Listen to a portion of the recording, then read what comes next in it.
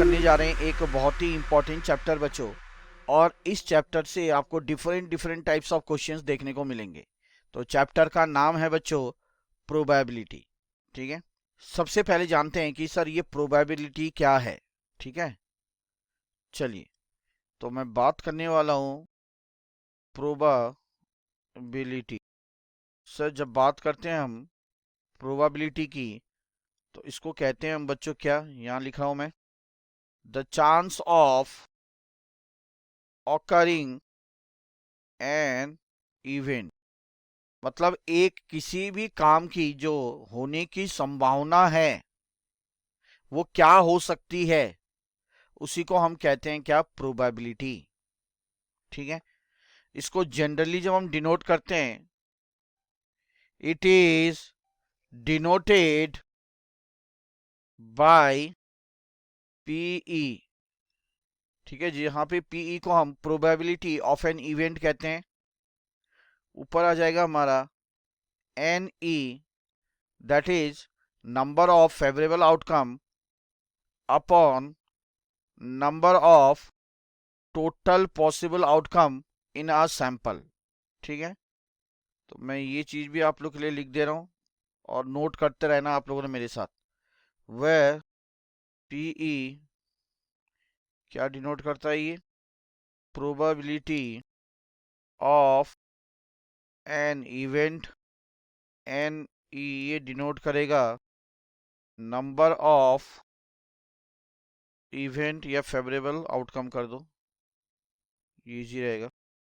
Number of favourable outcome of an event, और N S कहलाता है बच्चों आपका नंबर ऑफ टोटल पॉसिबल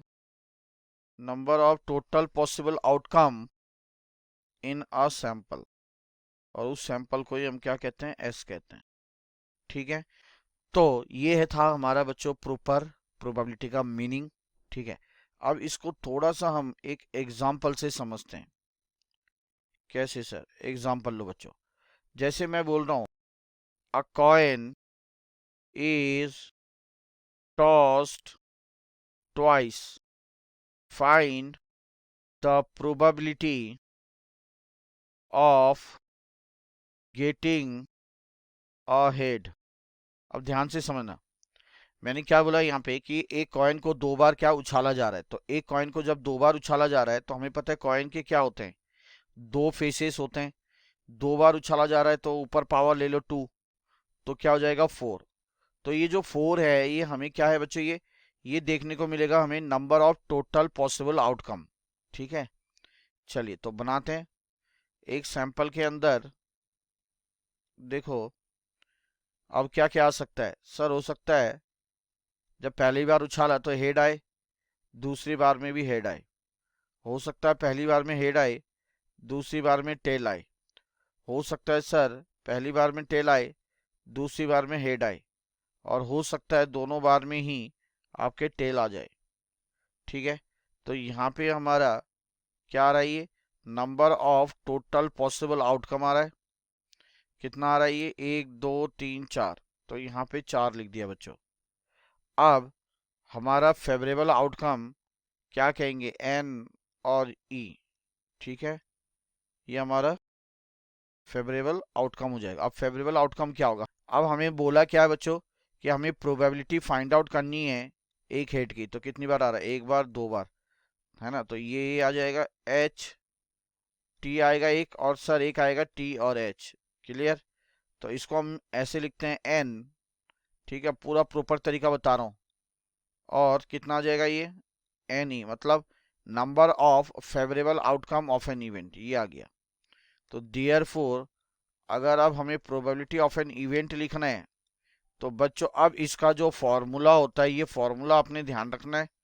इसका फॉर्मूला हो जाएगा आपका एन और ई मतलब event, number of favourable event upon number of total possible outcome in a sample. तो ये फॉर्मूला होता है हमारा प्रोबेबिलिटी का।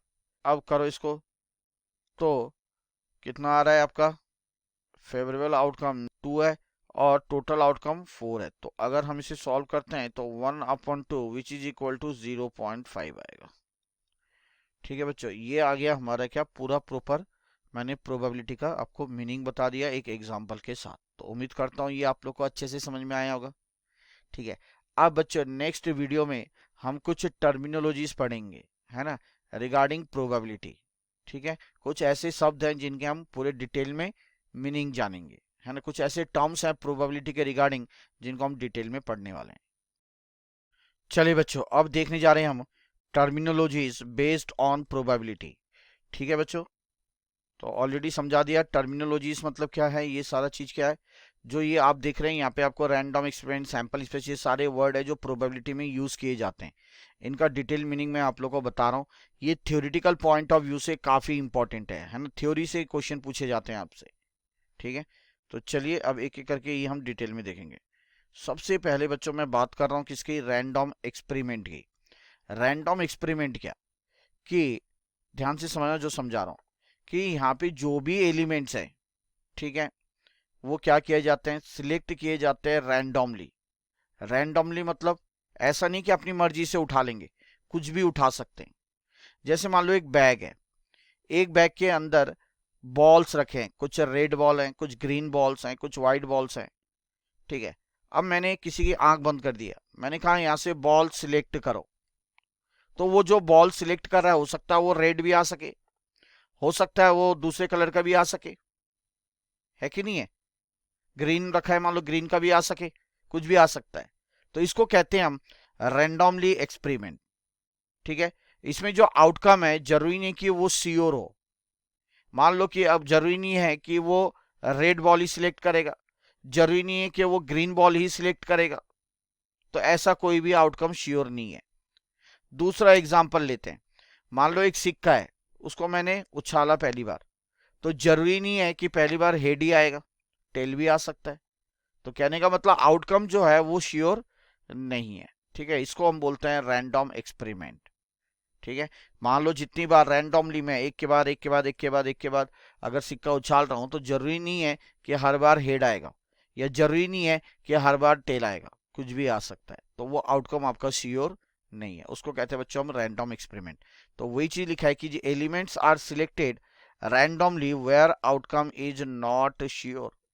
ठीक है, हम एलिमेंट्स को रैंडमली सिलेक्ट करते हैं जहां पे आउटकम जो है वो श्योर नहीं है। उम्मीद करता हूं समझ में आ गया होगा। अब आया बच्चों सैंपल स्पेस, ऑलरेडी हम पढ़ चुके हैं सैंपल स्पेस, बताया मैंने आप लोग को अभी। ये क्या है sir, a set of all possible outcome of a random experiment. जब हम रैंडम एक्सपेरिमेंट कर रहे हैं, जैसे मैंने कॉइन उछाला 2 बार, तो पहली बार में क्या है देखा आपने, दूसरी बार में क्या है हेड टेल, पहली बार में हेड हेड था, तीसरी बार में टेल हेड, और चौथी बार में टेल टेल। ठीक है, तो ये सारे जो पॉसिबल आउटकम है, इसको ही हम क्या कहते हैं, सैंपल स्पेस कहते हैं। तो ये हमने रैंडमली सिलेक्ट किया था, है कि नहीं, ये हमने रैंडमली सिलेक्ट किया था। कि मान लो कि पहली बार उछाला हेड आया, जरूरी नहीं था कि दूसरी बार में भी हेड आएगा। ठीक है, दूसरी बार में टेल आ सकता है, हो सकता है पहली बार में टेल आ रहा है, हो सकता है दूसरी बार में भी टेल आ रहा है। ठीक है बच्चों, चलिए, तो ये भी हो चुका है। चलो सर, पहला दूसरा कंप्लीटेड। अब आएगा इवेंट्स। इवेंट्स क्या है, सबसेट ऑफ सैंपल स्पेस। अब सबसेट ऑफ सैंपल स्पेस का मतलब क्या, जैसे मैंने आपको समझाया था कि सैंपल स्पेस जो है वो हमारा क्या है, हेड हेड, हेड टेल, हमारा टेल हेड, और टेल टेल। ध्यान से समझो। अब जब हमने नंबर ऑफ फेवरेबल आउटकम निकाला, ठीक है, NE, तो हमने क्या निकाला, हमने यहाँ पे क्या चाहिए था, हमें हेड चाहिए था एक, है ना, ये निकाला। तो ये जो आया है हमारा, ये क्या है, सबसेट है किसका, सैंपल का, क्योंकि ये जो निकाला सैंपल से ही तो निकाला। ठीक है, सैंपल एज अ होल है, पूरा है सब कुछ, इसके अंदर जो जो चीज चाहिए था हमें, टोटल पॉसिबल आउटकम, उसी में से मैंने कुछ पार्ट निकाला जो हमें फेवरेबल आउटकम के रूप में चाहिए, तो उसे कहते हैं हम सबसेट बच्चों। तो ये चीज लिखा है, इवेंट्स क्या है, subset of sample space. Clear बच्चों। अब कुछ इवेंट्स हैं जो आपको ये याद रखने पड़ेंगे। चलिए बच्चों, अब नेक्स्ट पॉइंट पढ़ते हैं, इम्पॉसिबल इवेंट। इम्पॉसिबल इवेंट मतलब जब प्रोबेबिलिटी ऑफ एन इवेंट आपका 0 आ रहा हो। ठीक है, जब आप प्रोबेबिलिटी निकालेंगे कोई भी इवेंट की और वो आंसर अगर 0 आ रहा है, तो उसको कहेंगे हम इम्पॉसिबल इवेंट। ठीक है, पॉसिबल इवेंट अभी थोड़ी बाद में पढ़ते हैं, पहले हम लोग पढ़ लेते हैं श्योर इवेंट्स क्या होते हैं सर। बच्चों जब बात करते हैं श्योर इवेंट्स की, तो जो प्रोबेबिलिटी ऑफ एन इवेंट होता है जब वो 1 आता है तो आपका श्योर इवेंट कहलाता है, सर्टेन भी कहलाता है। ठीक है, इसे हम सर्टेन इवेंट्स भी कह सकते हैं। इसका मतलब क्या होता है कि ये contains all the element of the sample. ठीक है, जितने भी एलिमेंट होते हैं सैंपल के ये सारा कवर करता है वो। ठीक है, जब प्रोबेबिलिटी फाइंड आउट करेंगे तो इसके रिगार्डिंग हम क्वेश्चंस आगे भी देखेंगे बच्चों। ठीक है ना। और पॉसिबल इवेंट्स क्या होते हैं, जब प्रोबेबिलिटी जो है एक इवेंट की वो 1 और 0 के बीच में आती है बच्चों।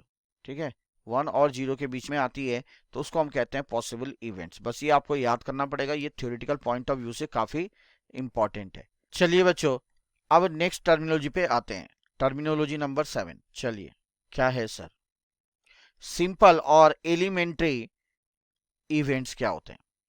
ठीक है, बोला it contains only one element, सिर्फ एक एलिमेंट हमें जब देखने को मिलता है, and can not split further, और उसको आगे ब्रेक नहीं कर सकते। जैसे मान लो सैंपल स्पेस बच्चों में निकाल रहा हूँ। ठीक है, मैं अलग पेन ले लेता हूँ। मान लो एक सिक्के को उछालने पर क्या क्या सैंपल आएगा, तो सर एक तो या तो हेड आ सकता है या टेल आ रहा है, एक ही बार तो उछाल रहे हैं।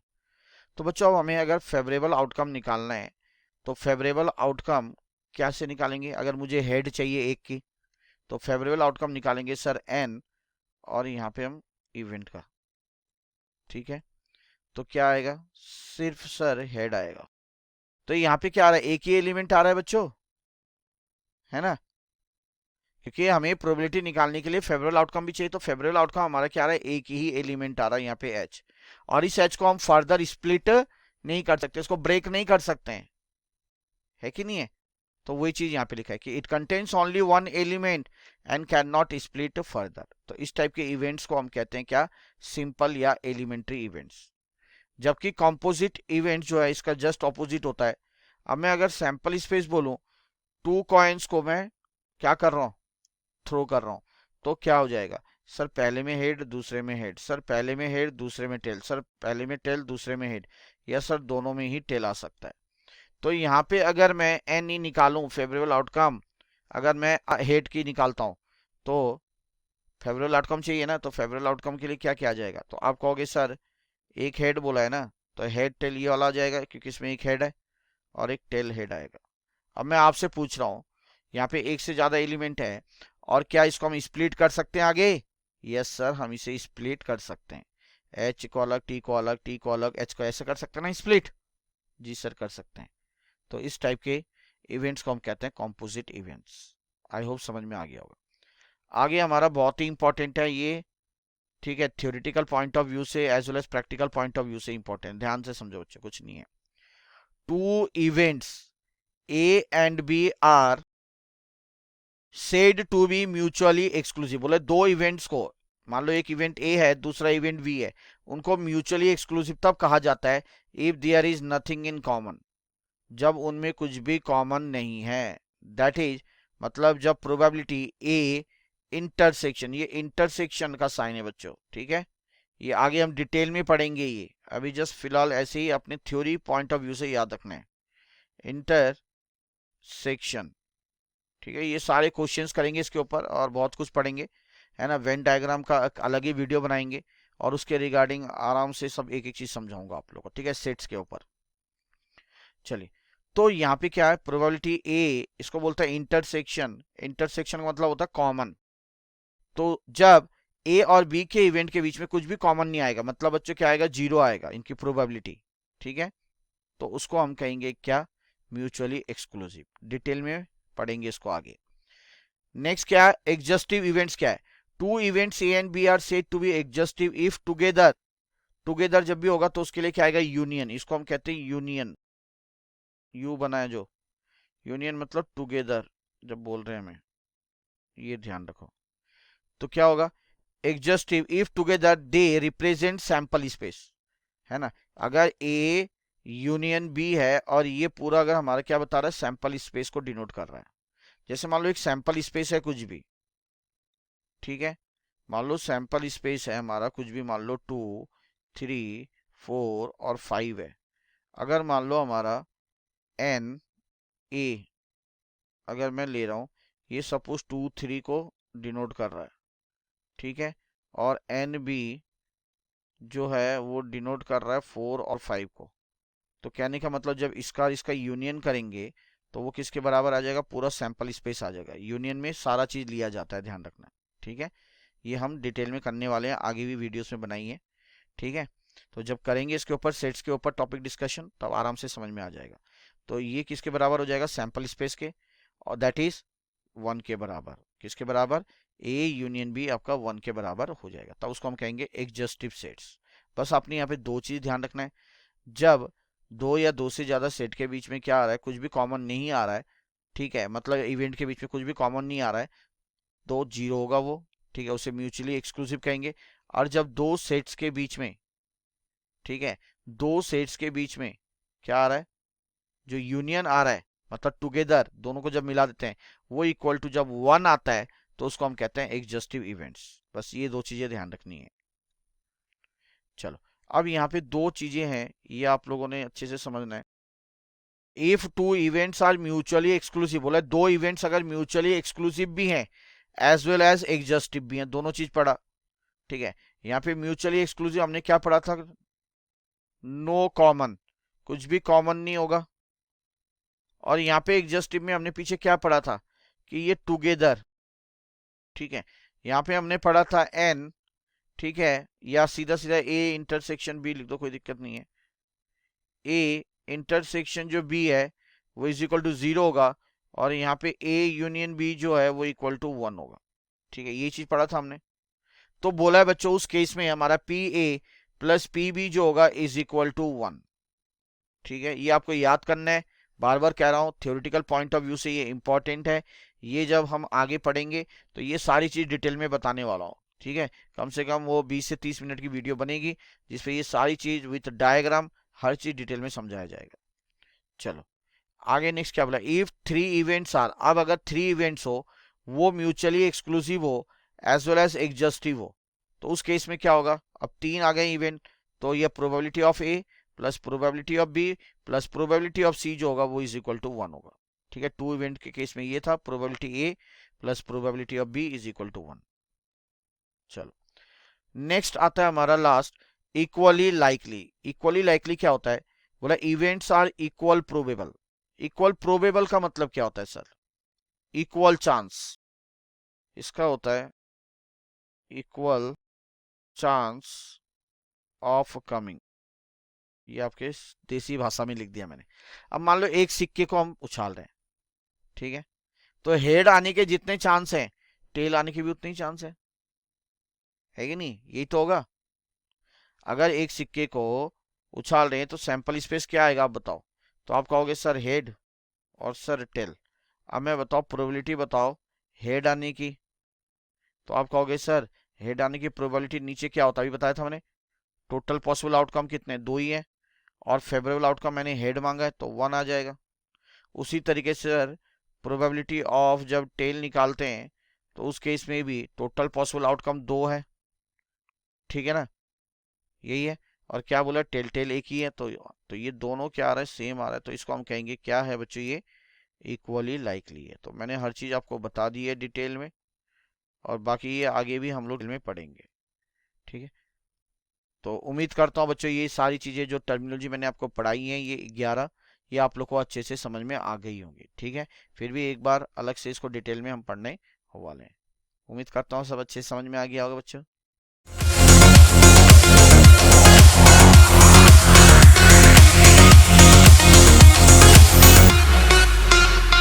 तो चलिए बच्चों, प्रोबेबिलिटी देख लिया हमने कि प्रोबेबिलिटी क्या होती है, ठीक है, उसका फॉर्मूले क्या होते हैं, ये सारा हमने डिटेल में देख लिया।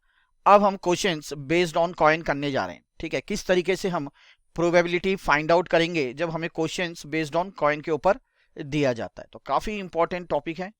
चलिए तो क्वेश्चंस क्या बोल रहा है बच्चों, आराम से देखिए, थोड़ा सा मैं इसको और बड़ा कर देता हूं ताकि आप लोग को अच्छे से दिखे, ठीक है, इतना लो जी। चलिए स्टार्ट करते हैं बच्चों। क्या बोला है कि अ कॉइन इज टॉस्ड 2 टाइम्स, है ना, एक कॉइन को 2 बार टॉस किया जा रहा है, ध्यान से समझना। What is the probability of getting, ठीक है, हमें प्रोबेबिलिटी निकालनी है किसकी, 2 हेड्स आने की, क्या संभावना है? वन हेड की क्या है? एटलीस्ट, कम से कम, ठीक है, एक हेड आने की क्या संभावना है? एक भी हेड नहीं होना चाहिए। और एटमोस्ट वन हेड, ज्यादा से ज्यादा एक हेड। ठीक है, तो आराम से समझेंगे इसको। दूसरी चीज, एक चीज समझाना चाहूंगा यहाँ पे, जैसे पहले क्या लिखा इस लाइन में कि अ coin is toss two times, तो बच्चे एक सिक्के को दो बार उछाला जा रहा है, या दो सिक्के को एक बार उछाला जाए तो भी बात सेम है। ठीक है, घबराने का नहीं। क्लियर है? चलिए, क्या कहा मैंने? एक सिक्के को दो बार उछालो या दो सिक्के को एक बार उछालो, तो बात सेम है। चलो, तो क्या होगा बच्चों? सबसे पहले हमें पता है प्रोबेबिलिटी का फॉर्मूला क्या होता है। सर, टोटल आउटकम नीचे होता है और ऊपर क्या होता है? Favourable outcome. ये देखा था ना कि हम अगर किसी भी इवेंट की प्रोबेबिलिटी निकालते हैं तो that is probability of an event, अगर हम निकालते हैं तो उसका फॉर्मूला क्या था मेरे बच्चों? सर, उसका फॉर्मूला था, ऊपर हम लोग लिखते थे फेवरेबल आउटकम, याद आ रहा है? और नीचे हम लोग करना है क्या? Total outcome. यही तो था फॉर्मूला। जी सर, तो यहाँ पे भी यही करेंगे। तो सबसे पहले हम टोटल आउटकम निकालते हैं, ठीक है, जिसे हम सैंपल स्पेस कहते हैं, या सैंपल कह लो। क्या क्या आएगा? अब एक सिक्के को जब आप दो बार उछाल रहे हो तो देखो, इसका भी तरीका बता रहा हूं।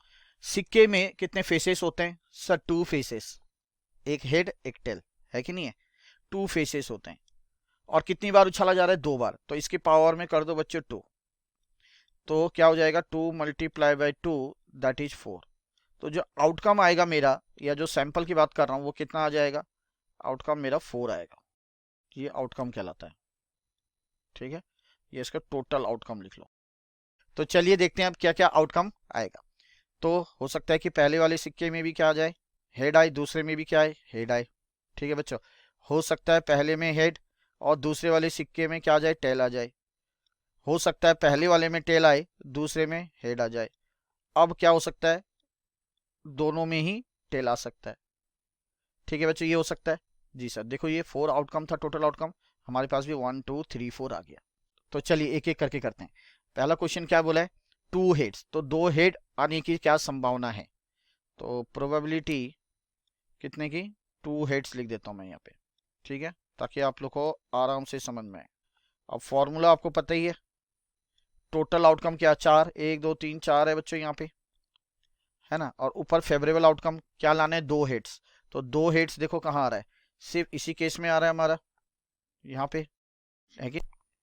तो सर यहाँ पे आपका हो जाएगा one, which will be equal to, इसे कैंसिल करेंगे तो वन अपॉन जो टू है, ये हमारा फाइनल आंसर आ जाएगा। तो ये हो गया। अब हमारा बच्चों दूसरे पार्ट में क्या बोला है? सर, हमें निकालना है वन हेड। तो प्रोबेबिलिटी ऑफ वन हेड क्या हो जाएगा बच्चों? यहाँ पे बताइए फटाफट। टोटल आउटकम आपका चार है ही, एक हेड लाना है, तो एक हेड, ठीक है, एक हेड बोला है बस। तो यहाँ पे आ रहा है और एक यहाँ पे आ रहा है, तो क्या आ जाएगा? टू। ठीक है, एक से ज्यादा नहीं, सिर्फ ओनली वन हेड। ठीक है, तो यहाँ पे भी हमारा क्या आ जाएगा? One upon two. अगर इसको कैंसिल करते हैं, टू वन जा टू, टू टू जा फोर। ठीक है, तो कौन कौन सा आ रहा था इसमें हमारा? एक हेड बोला है, एक यहाँ पे और एक यहाँ पे, है कि नहीं? जी सर, चलो जी, इसे रब कर देते हैं। हो गया बच्चों, क्लियर है? जी सर। अब सी पार्ट देखेंगे, ये भी हो चुका है। सी पार्ट में क्या बोला है? At least one head. बच्चों सबसे पहले मैं आपको ना यहाँ पे दो कंसेप्ट समझाना चाहूंगा, इसी में समझा देता हूँ, ताकि कभी भी आप लोग को इसमें दिक्कत ना आए। देखो जी, मैं यहाँ पे बता रहा हूँ सबसे पहले एटलीस्ट का मतलब। ठीक है, एटलीस्ट का मतलब होता है बच्चों कम से कम। ठीक है, क्या होता है? मैं हिंदी में लिख देता हूँ, कम से कम। अब यहाँ पे आपने एक चीज समझना है, एक एग्जाम्पल दे रहा हूँ। मान लो, ठीक है, आपके कॉलेज में क्या है? पिकनिक होने वाला है, और प्रोफेसर ने कहा कि बच्चों आप सभी को कम से कम 100 रुपए लाने हैं। तो इसका मतलब क्या समझेंगे आप बताइए? कम से कम 100 रुपए लाना है, मतलब हर किसी को 100 रुपए तो लाना ही लाना है ना? बट कोई उससे अगर ऊपर ला रहा है तो भी ला सकता है। मान लो कोई 150 ला रहा है, 150, कोई 200 ला रहा है, कोई 250 ला रहा है, तो वो ला सकता है। इसका मतलब होता है कम से कम। क्लियर है? तो यहाँ पे क्या होगा? यहाँ पे जैसे क्वेश्चन में बोला एटलीस्ट वन हिट, तो इसका मतलब है एक हेड तो होना ही होना चाहिए, बट अगर एक से ज्यादा हेड भी हो तो भी कोई फर्क नहीं पड़ता। समझ में आ गया मेरे बच्चों? जी सर। दूसरा कंसेप्ट क्या होता है? दूसरा कंसेप्ट होता है बच्चों हमारा एटमोस्ट। एटमोस्ट का मतलब होता है ज्यादा से ज्यादा। ठीक है, क्या होता है? ज्यादा से ज्यादा। अब इसी केस को पकड़ते हैं। अब प्रोफेसर ने बोला, मान लो कि बच्चों आपको ज्यादा से ज्यादा 100 रुपए लाने। इसका मतलब क्या है कि ज्यादा से ज्यादा मैक्सिमम बोल दिया कि 100 रुपए लाना है, उससे ऊपर कोई नहीं लाएगा। हाँ, बट उससे नीचे ला सकता है। ये होता है ज्यादा से ज्यादा का मतलब, कि अगर कोई चाहे 80 ला रहा है, कोई 90 ला रहा है, कोई 50 ला रहा है, कोई 30 ला रहा है, कोई 10 ला रहा है, कोई नहीं भी ला रहा है तो भी चलेगा। ये होता है ज्यादा से ज्यादा का मतलब। ध्यान से समझना बच्चों। समझ में आ गया? तो मैंने दोनों कंसेप्ट समझा दिए, एटलीस्ट भी और आपको एटमोस्ट भी। तो बहुत इंपॉर्टेंट कंसेप्ट है ये, है कि नहीं है? चलिए अब देखते हैं सी पार्ट। क्या है बच्चों सी पार्ट में? बोला एटलीस्ट वन हेड, तो प्रोबेबिलिटी निकालनी है हमें एटलीस्ट वन हेड की। क्या हो जाएगा बताओ? तो एक हेड तो होना ही होना चाहिए, दैट मीन्स एक हेड तो इसमें भी है, इसमें भी है। मैंने क्या कहा? एक से ज्यादा होगा तो भी चलेगा, ये होता है एटलीस्ट, तो ये भी हो जाएगा। तो इसका मतलब बच्चों यहाँ पे सीधा सीधा अगर मैं बात करूं तो 3 आ रहे हैं फेवरेबल आउटकम और टोटल आउटकम 4। तो ये 3/4 ही रहेगा। ठीक है, कैंसिल नहीं होगा। उसके बाद डी में क्या बोला है? प्रोबेबिलिटी निकालनी है हमें नो हेड, कोई भी हेड नहीं होना चाहिए। तो कोई भी हेड नहीं होना चाहिए मतलब क्या होगा? सिर्फ सिर्फ यही रह जाएगा हमारा टी। है कि नहीं बच्चों? हाँ जी सर। तो यहाँ पे सिर्फ हमारा ये वाला पार्ट रह जाएगा। क्लियर? तो कितना हो गया ये हमारा? फेवरेबल आउटकम 1 हो गया और टोटल आउटकम तो हमारा 4 है ही, तो ये 1/4 ही रहेगा। ठीक है, उसके बाद ई वाला पार्ट आते हैं बच्चों। इसमें क्या बोला है? प्रोबेबिलिटी एट मोस्ट, ये भी मैंने कंसेप्ट बता दिया आपको। एट मोस्ट वन हेड बोला है। तो एट मोस्ट वन हेड का मतलब ज्यादा से ज्यादा। ज्यादा से ज्यादा क्या होगा? एक हेड होगा। और अगर नहीं भी हुआ, उससे कम भी हुआ तो भी चलेगा। ठीक है, तो ज्यादा से ज्यादा एक हेड होना चाहिए। तो सर इसका मतलब एक तो ये हो जाएगा, एक तो ये हो जाएगा, नहीं भी है तो भी चलेगा। मैंने कहा था ना कई बच्चे अगर पैसा भी ना लाए तो भी चलेगा। तो कितना आ गया सर? इसमें आ गया बच्चों आपका 3/4, है ना? ये 3 आ गया फेवरेबल आउटकम और टोटल आउटकम 4। तो ये और ये भी हमारा कंप्लीट हो गया। अच्छे से आया। चलिए और एक क्वेश्चन देखते हैं अब। ठीक है, इसको भी थोड़ा सा मैं बड़ा कर देता हूँ आप लोग के लिए। चलिए जी, अब करते हैं शुरुआत। अब क्या बोला है कि अ कॉइन इज टॉस्ड 3 टाइम्स। अब कॉइन को कितनी बार उछाला जा रहा है? 3 बार। तो बोला what is the probability of getting, ये सारे एक एक करके निकालना है। सबसे पहले हम करेंगे 2 हेड्स का। तो सबसे पहले ये जानो कि सिक्के के 2 फेसेस होते हैं, अभी बताया था मैंने, हेड और टेल। कितनी बार उछाला जा रहा है सर? 3 बार। तो 2 की पावर 3, यही बताया था। कितना आएगा? 8। तो जो 8 आ जाएगा ये मेरे बच्चों आपका क्या आ जाएगा सर? ये आ जाएगा टोटल आउटकम। ठीक है, चलिए तो सबसे पहले निकालो सैंपल, जिसे हम टोटल आउटकम कहते हैं। क्या क्या हो जाएगा? अब देखो, हो सकता है पहले वाले में भी हेड आए, दूसरे में भी हेड आए और तीसरे में भी हेड आए। देखो किस तरीके से बनाना है, मैं समझा रहा हूँ, इजी तरीका। अब ले लो एक टेल ले लो। ठीक है, ले लिया मैंने, एक हेड को हटा के अब टेल ले लिया। अब इसी को क्या करना है? अपने आगे पीछे घुमाना है। क्या करना है? इसी को आगे पीछे आपने घुमाना है। चलिए, तो इसी को आगे पीछे अगर मैं घुमाता हूँ तो क्या बन जाएगा बताओ? एक हो जाएगा यहाँ पे, चलो नीचे कर लो, इजी रहेगा। एच टी को ले लिया बीच में, फिर यहाँ पे। अब इस टी को ले लेता हूँ कोने में, ये एच एच आ जाएगा। यही होगा बच्चों, क्लियर है? जी सर। अब देखो मैं क्या ले रहा हूँ, 2 टेल ले लेता हूँ। तो अब क्या हो जाएगा? एक तो हो जाएगा टी एच टी और 2 टेल अब आगे आ जाएगा, एक हेड यहाँ पे। अब आखिरी में कर दो, तीनों को टेल ले लो। ठीक है, ये आपका क्या आ जाएगा? सैंपल स्पेस आ गया, या इसको हम टोटल आउटकम कह सकते हैं। कितना आ रहा है टोटल आउटकम? सर ये टोटल आउटकम हमारा देखो 8 ही आ रहा है। 1 2 3 4 5 6 7 8। क्लियर? चलिए अब एक एक करके करते हैं। तो सबसे पहले हमें क्या बोला था? 2 हेड्स। तो हम प्रोबेबिलिटी निकाल रहे हैं किसकी? 2 हेड्स की। देखो अब तो कर ही लेंगे आप।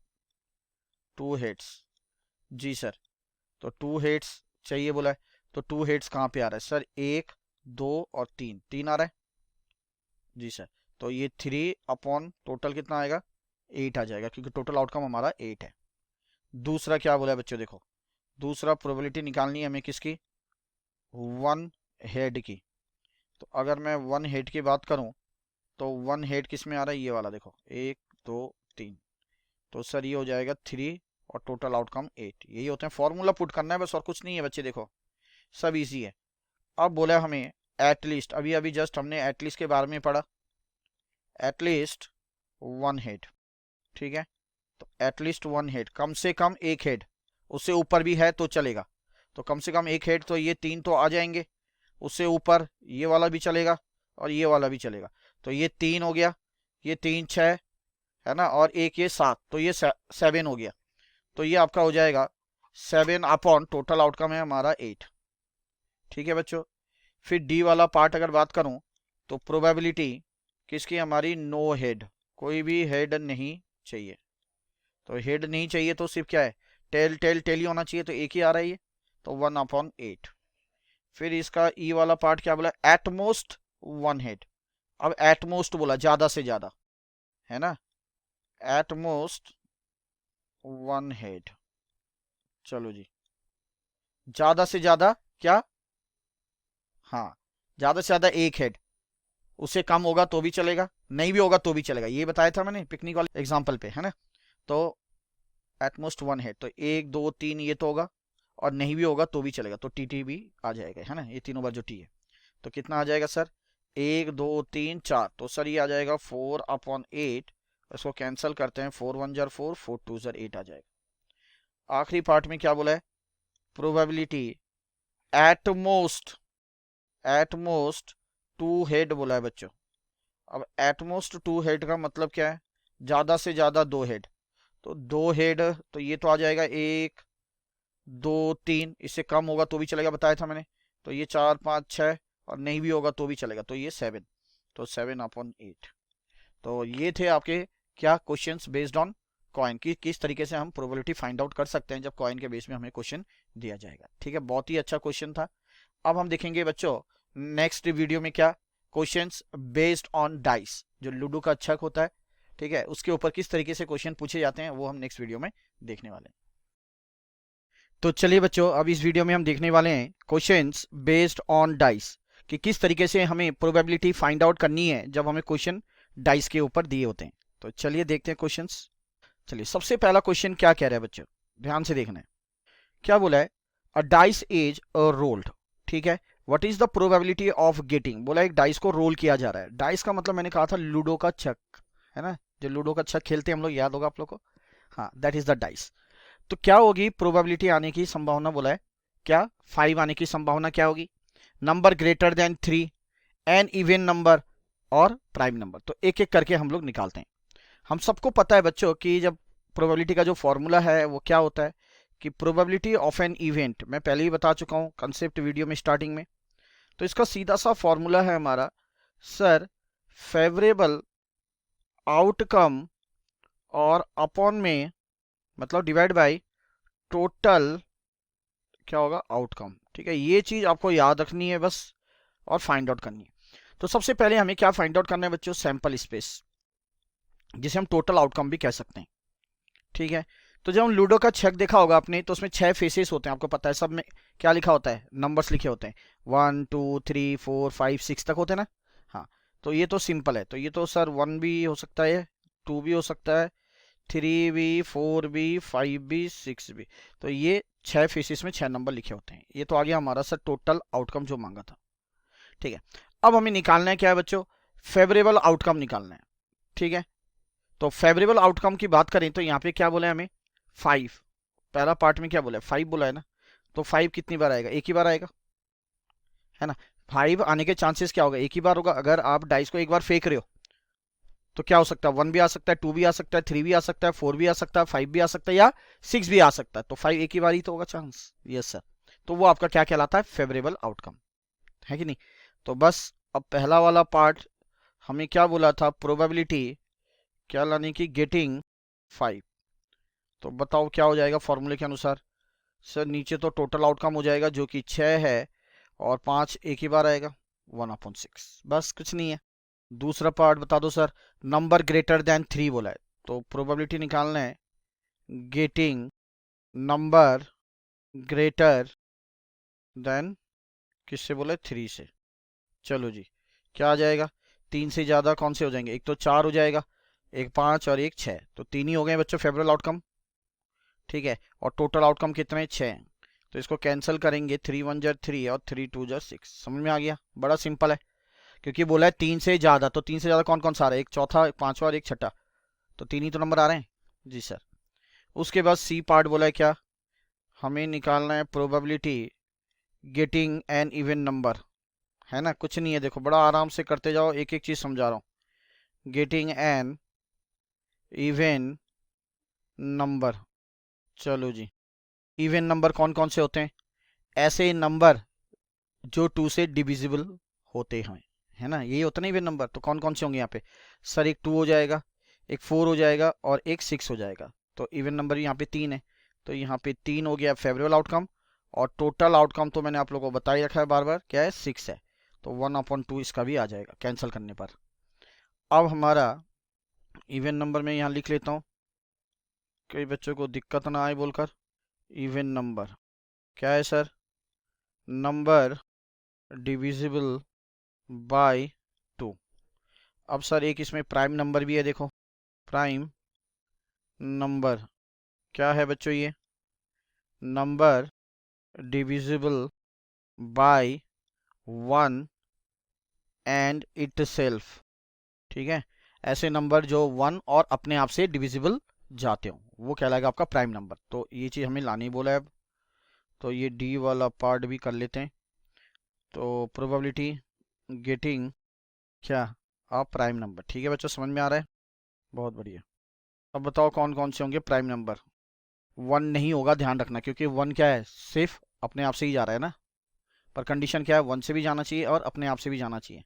तो 1 तो 1 से ही जा रहा है बस, और कोई दूसरा नंबर तो है नहीं, बट एटलीस्ट क्या होना चाहिए, एटलीस्ट तो नहीं बोलेंगे, बट ठीक कितने होने चाहिए, 2 कंडीशन होनी चाहिए, अपने आप से और 1 से। ठीक है, मतलब बाई इट सेल्फ एंड 1, तो 2 ही नंबर हो गए ना। चलो, और यहाँ पे क्या हो रहा है, सिर्फ 1 से जा रहा है, तो जैसे 2 हो गया, किससे, 1 से भी क्या जा रहा है, डिविजिबल है, और 2 से भी है, और किसी से है नहीं। 3 की अगर मैं बात करूं तो 1 और 3 से ही है बस। ठीक है, 4 नहीं होगा, क्यों, क्योंकि 4 देखो 1 से भी है, 2 से भी है, 4 से भी है, नहीं चलेगा।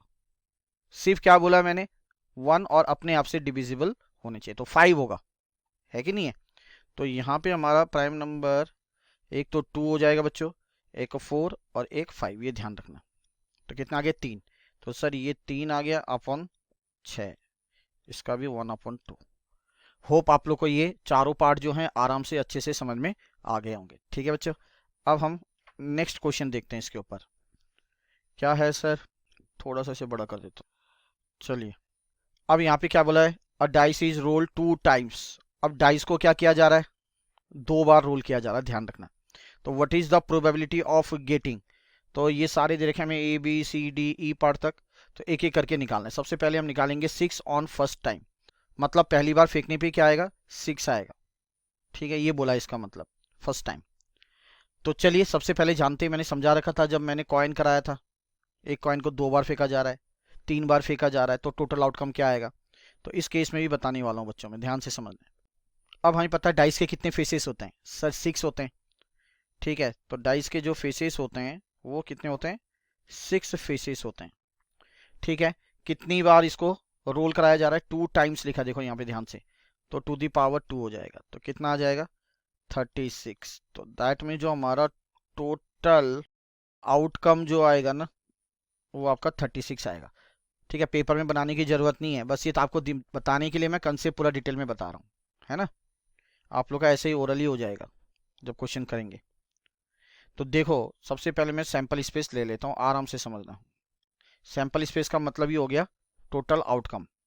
तो क्या आ रहा है सर टोटल आउटकम, देखो क्या हो सकता है कि जब 2 डाइस को फेंका जा रहा है, हो सकता है पहले डाइस में भी 1 आ रहा हो सर, दूसरे में भी 1 आ रहा हो, ये केस हो सकता है। दूसरा क्या हो सकता है, पहले में 1 दूसरे में 2 आ गया सर, हो सकता है पहला 1 फिर दूसरे में 3, फिर क्या हो सकता है 1 4, फिर पहले डाइस में 1 दूसरे में 5, फिर क्या हो सकता है 1 और 6, 6 तक ही होगा जी सर। उसके बाद हो सकता है पहले डाइस में 2 आया, दूसरे में 1, 2 1, यहाँ पे आ जाएगा 2 और 2, यहाँ पे आ जाएगा 2 और 3, यहाँ पे आ जाएगा 2 और 4, यहाँ पे आ जाएगा बच्चों 2 और 5, यहाँ पे आ जाएगा 2 और 6। इसी तरीके से हम करेंगे 3 के लिए भी, 3 1, 3 2, फिर आ जाएगा आपका 3 3, यहाँ पे 3 4, देन 3 5 और 3 6। नेक्स्ट आ जाएगा मेरे बच्चों 4 1, 4 2, 4 3, 4 4, ऐसे करते कहाँ तक आ जाएगा 4 6 तक। फिर 5 के लिए आ जाएगा 5,1। अब हो सकता है जैसे कि मान लो 5 पहले डाइस में आ जाए और दूसरे डाइस में क्या आ जाए 2 आ जाए, फिर ऐसे 5 3, 5 4, फिर यहाँ पे आ जाएगा 5 5 और यहाँ पे आ जाएगा बच्चों 5 और 6। फिर इसी तरीके से बच्चों पहले डाइस में मान लो 6 आ गया, दूसरे में 1, ठीक है। फिर पहले डाइस में 6, दूसरे में 2 आ गया, पहले डाइस में 6, दूसरे में 3 आ गया, पहले डाइस में 6, दूसरे में 4 आ गया, यहाँ पे 6 5 और यहाँ पे 6 6। अब ये देखो टोटल 36 ही होंगे आपके, ठीक है। 1 2 3 4 5 6 और इधर से 1 2 3 4 5 है, तो 6 6 36, तो टोटल आउटकम आपका 36 आ गया ये। अब हम निकालते हैं प्रोबेबिलिटी एक एक करके। देखो सबसे पहले हमें क्या बोला यहाँ पे, ध्यान से समझो। बोला प्रोबेबिलिटी निकालने में 6 ऑन फर्स्ट टाइम। अब समझ में आ गया होगा आप लोग को, है ना, इसलिए मैंने इतना लिखा ताकि आप लोग को समझा पाऊँ अच्छे से। अब टोटल आउटकम नीचे लिखना होता है, तो वो तो 36 है। अब फेवरेबल आउटकम क्या मांगा है, 6 ऑन फर्स्ट टाइम, पहली बार में 6 आना। तो पहली बार में 6 आना मतलब पहले डाइस में 6 आना। तो कहाँ पे दिखने को मिल रहा है बच्चों, ये आप आराम से देखो। सर ये है 1, ये 2, सर ये 3, ये 4, ये 5 और ये 6। तो यहाँ पे क्या आ जाएगा 6 आ जाएगा, ठीक है। That is 1/6। कैंसिल करने पर 6 1 6, 6 6 36। अच्छे से आया बच्चों, उम्मीद करता हूँ समझ में आ गया होगा। अब देखो बी वाला पार्ट, तो ये फेवरेबल आउटकम था हमारा क्या 6 और टोटल आउटकम था 36। अब आगे बोला है क्या होना चाहिए, सम इज 10 और मोर। अब इन डाइसों में ना जो नंबर आ रहे हैं उनका सम जो होना चाहिए वो क्या होना चाहिए 10 या 10 से ज़्यादा। तो ये करते हैं अब, तो पहले लिख लेता हूँ।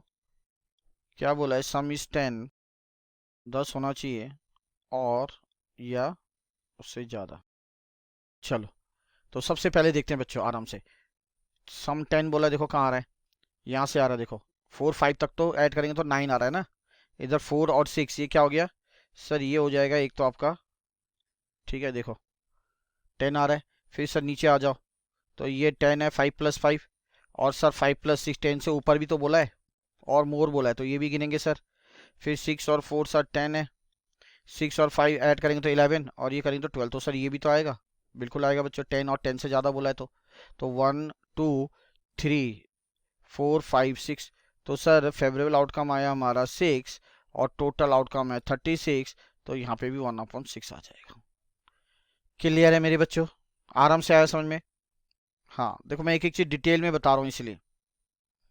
चलिए सर अब क्या बोला है, ठीक है, इसको थोड़ा सा मिटा देते हैं ताकि यार दिक्कत ना आए आप लोग को। चलो ठीक है, सी क्या बोला, आप देखिए सी बोला आपको difference probability difference in numbers is equal to 3, ठीक है। नंबरों के बीच में जो डिफरेंस आना चाहिए ना वो कितने का आना चाहिए 3 का। तो देखो ऐसे कहाँ कहाँ पे हो रहा है, बहुत अच्छा क्वेश्चन है ये भी। देखो टोटल आउटकम तो लिख दो 36, ठीक है। अब डिफरेंस क्या बोला आपका, डिफरेंस बोला है सर 3 आना चाहिए, तो ऊपर वाले में देखो डिफरेंस 3 कहाँ आ रहा है 1 और 4, 4 से अगर 1 को माइनस कर देते हैं तो 3 का डिफरेंस आ रहा है कि नहीं बच्चों, क्लियर है।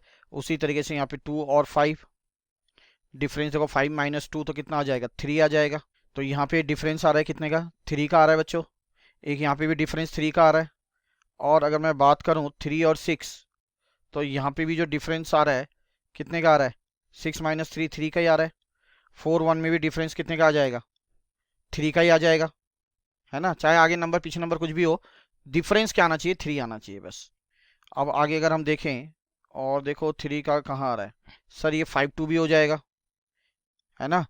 5 से 2 माइनस करेंगे तो 3 आ जाएगा सर। फिर उसके बाद कितना हो जाएगा, उसके बाद 6 से 3 भी हो जाएगा, ठीक है। तो एक तो 1 4 4 1, फिर उसके बाद 2 5 5 2 3 6 6 3, तो ये आ गया बच्चों। तो कितना हो जाएगा, 6 हो जाएगा सर इसका। तो 6/36, तो इसका भी 1/6 आ जाएगा। उम्मीद करता हूँ क्लियर है, बहुत अच्छे से समझ में आ गया होगा जी सर। अब बोला बोथ आर इवन नंबर्स। अब डी पार्ट बोला है हमारे को, प्रोबेबिलिटी क्या है, बोथ क्या होनी चाहिए, आर इवन नंबर्स होनी चाहिए। चलिए, तो इवन नंबर्स पता ही है, 2 से डिविजिबल हो जो, है ना, वो नंबर क्या कहलाते हैं, इवन नंबर्स। अब दोनों ही ऐसे इवन नंबर होने चाहिए। तो देखो ऊपर वाले केस में तो कोई भी नहीं है, नीचे वाले केस में एक तो 2 और 2, ये दोनों ही क्या है, इवन नंबर्स हैं। पहले मैं इनको मिटा देता हूँ ताकि आप लोगों को दिक्कत ना आए। अब करते हैं, ठीक है। तो एक तो ये हो जाएगा, दोनों इवन नंबर है, 2 2 2 4 हो जाएगा। फिर सर 2 6 हो जाएगा। फिर आ जाओ, फिर आ जाओ आ जाओ आ जाओ, इधर इधर नहीं है, ये तो 3 है। 4 2 हो जाएगा, फिर 4 4 हो जाएगा, और एक 4 6 हो जाएगा।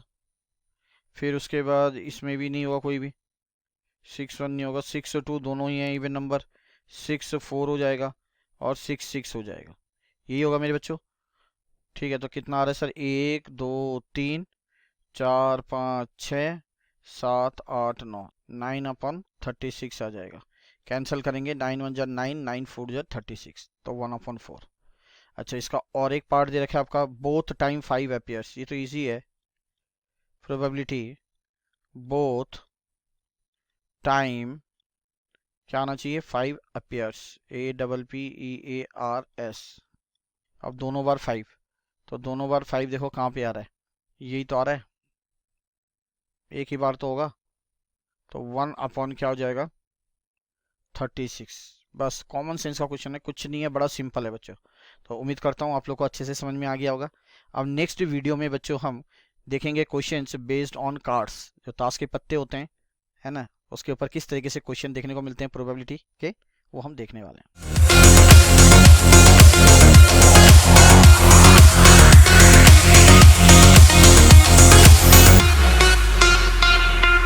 चलिए बच्चों, बात करने वाले हम डिवीजन प्रॉब्लम्स के ऊपर, ठीक है, काफ़ी इंपॉर्टेंट है।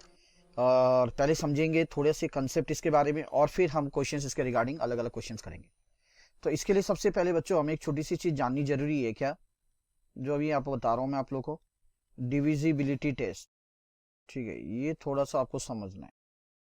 चलिए सर, डिविजिबिलिटी टेस्ट का मतलब यहाँ पे सबसे पहले आपको ये याद रखना पड़ेगा, कौन से ऐसे नंबर्स हैं जो डिविजिबल बाय 2 होते हैं, ठीक है।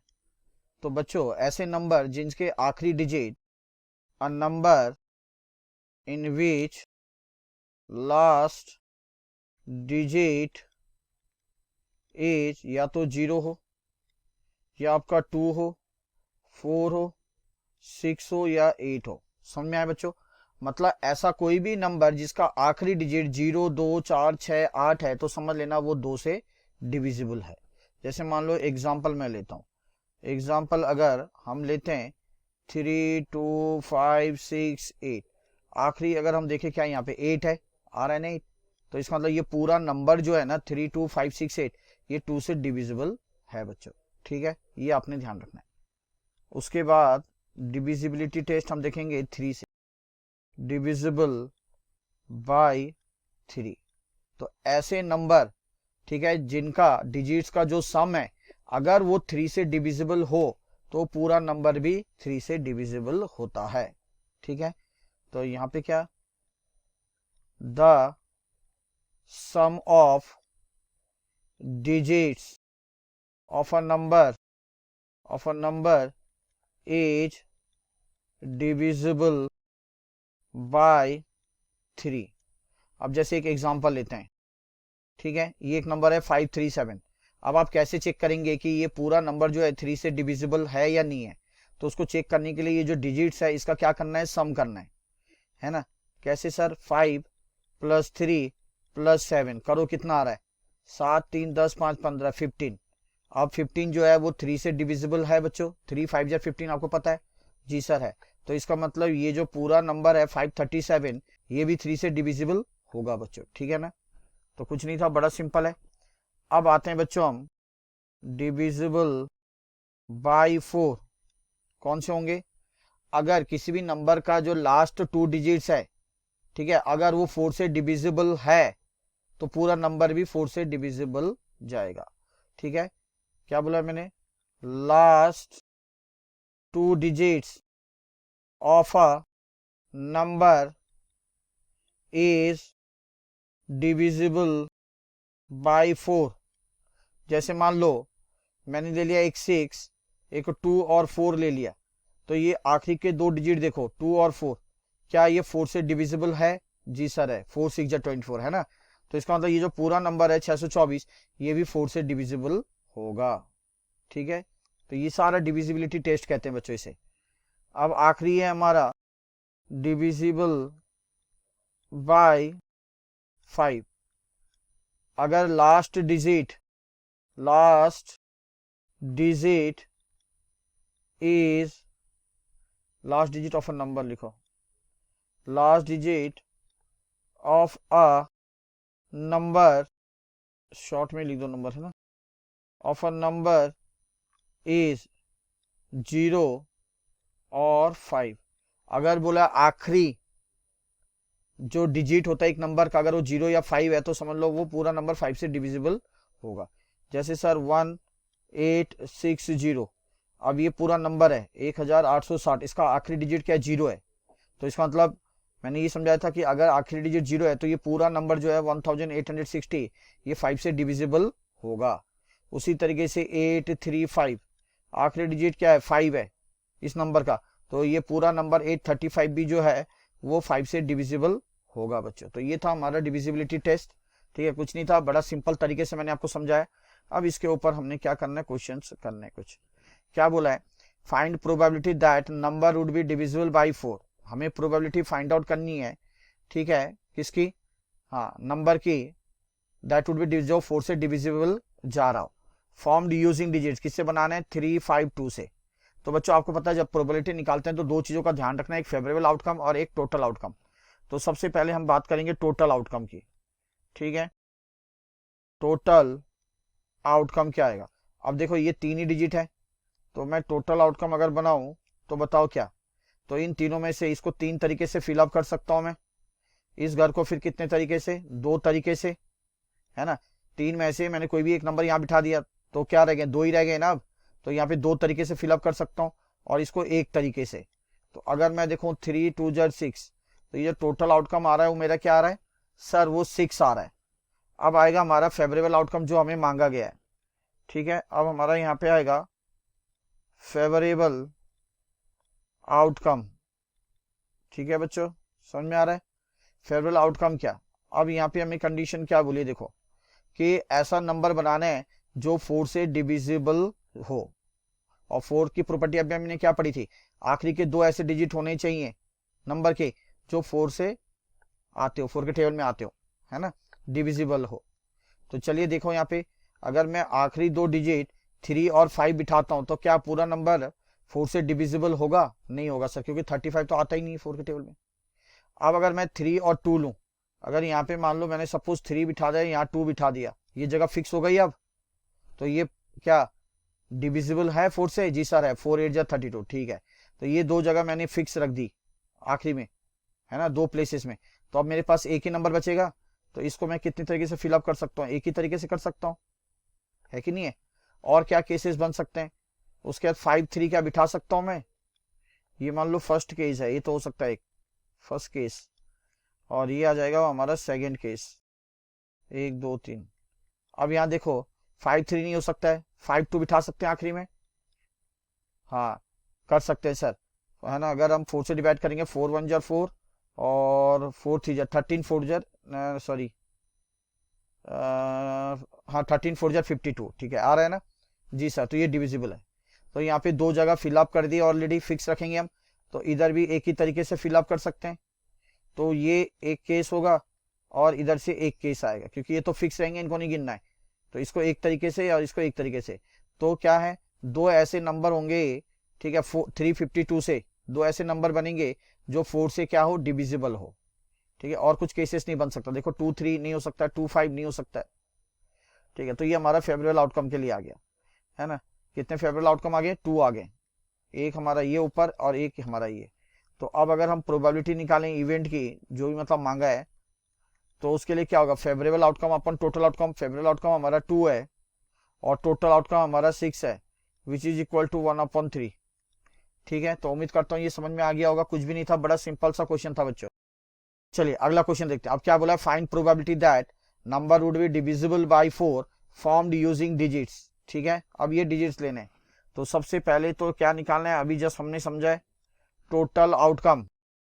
चलो जी, टोटल आउटकम की अगर मैं बात करूं तो यहाँ पे 1 2 3 4 प्लेसेस ले रहा हूं मैं। ठीक है, तो ये पहला जो प्लेस है, मैं इसको 4 तरीके से फिलअप कर सकता हूँ। यहाँ पे 2 भी बिठा सकता हूँ, या 3 बिठा सकता हूँ, या 5 या 6 बिठा सकता हूँ। तो it can be filled by 4 ways, है ना। फिर यहाँ पे एक कम हो जाएगा, तो 3 तरीके से, इसको मैं 2 तरीके से और इसको 1 तरीके से बिठा सकता हूँ। तो ये टोटल आउटकम जो आएगा हमारा, क्या आ जाएगा, 4 multiply by 3 multiply by 2 multiply by 1। तो 4 3 जा 12 और 12 2 जा 24 आ जाएगा आपका टोटल आउटकम। अब एक और क्या निकालना होता है बच्चों, हमें फेवरेबल आउटकम निकालना होता है। फेवरेबल आउटकम, तो फेवरेबल आउटकम निकालना है, तो देखो क्या मांगा गया हमें, 1 2 3 4। तो find prove that the number would be divisible by 4 formed using digit ना। ठीक है, डिविजिबल बाय 4 होना चाहिए। तो उसकी प्रॉपर्टी अभी पढ़ी थी हमने डिविजिबिलिटी टेस्ट में। ठीक है, तो क्या देखो, 2 3 क्या बिठा सकता हूँ आखिरी में, सर नहीं, है ना। पहले केस 1 ले लेते हैं, अलग अलग केसेस हो सकते हैं। तो 2 3 नहीं बिठा सकता हूँ, 2 5 बिठा सकता हूँ, नहीं बिठा सकता हूँ, 2 6 बिठा सकता हूँ, नहीं, क्योंकि ये सारे 4 से डिविजिबल नहीं है। फिर 3 2 बिठा सकता हूँ, यस। अगर मैंने 3 और 2 फिक्स रख दिया तो ये 2 को छोड़ दो, तो अब बचे क्या, 2। तो इसको मैं 2 तरीके से फिलअप और इसको 1 तरीके से फिलअप कर सकता हूँ। तो ये तो हो गया 2 तरीके से। ठीक है मेरे बच्चों, ये हो गया पहला case. Case number 2, case number 2 क्या, 4 डिजिट नंबर बनाने। चलो जी, अब केस 2 देखो क्या कर सकते हैं। तो 3 2 हो गया, 3 5 बिठा सकते, नहीं, 3 6 बिठा सकता हूँ, यस। तो एक में 3 और एक 6, 4 9 जा 36 होता है ना। तो अब बच्चे हमारे पास 2 ही, तो यहाँ पे 2 तरीके से और यहाँ पे 1 तरीके से, तो इधर भी 2 ही आ जाएगा। ये केस नंबर 2। अब केस नंबर, अगर हम थर्ड देखें कि क्या हो रहा है कुछ, केस नंबर थर्ड। तो केस नंबर थर्ड के केस में देखो क्या है, 5 2 बिठा सकता हूँ। हाँ, अभी किया था हमने, 5 2 भी बिठा सकते हैं। तो 1 2 3 4, अगर 5 2 को हमने रख दिया फिक्स, तो यहाँ पे क्या हो जाएगा, 2 तरीके से और एक को 1 तरीके से ऐसे कर सकते हैं, तो यहाँ पे भी 2 आ जाएगा। ठीक है, तो 52 का भी हमने कर लिया। 53 नहीं होगा, 56 होगा। हाँ, तो केस 4 भी हमारा आएगा। केस 4 में 1 2 3 4 क्या आ जाएगा बच्चों, 56 ले लिया।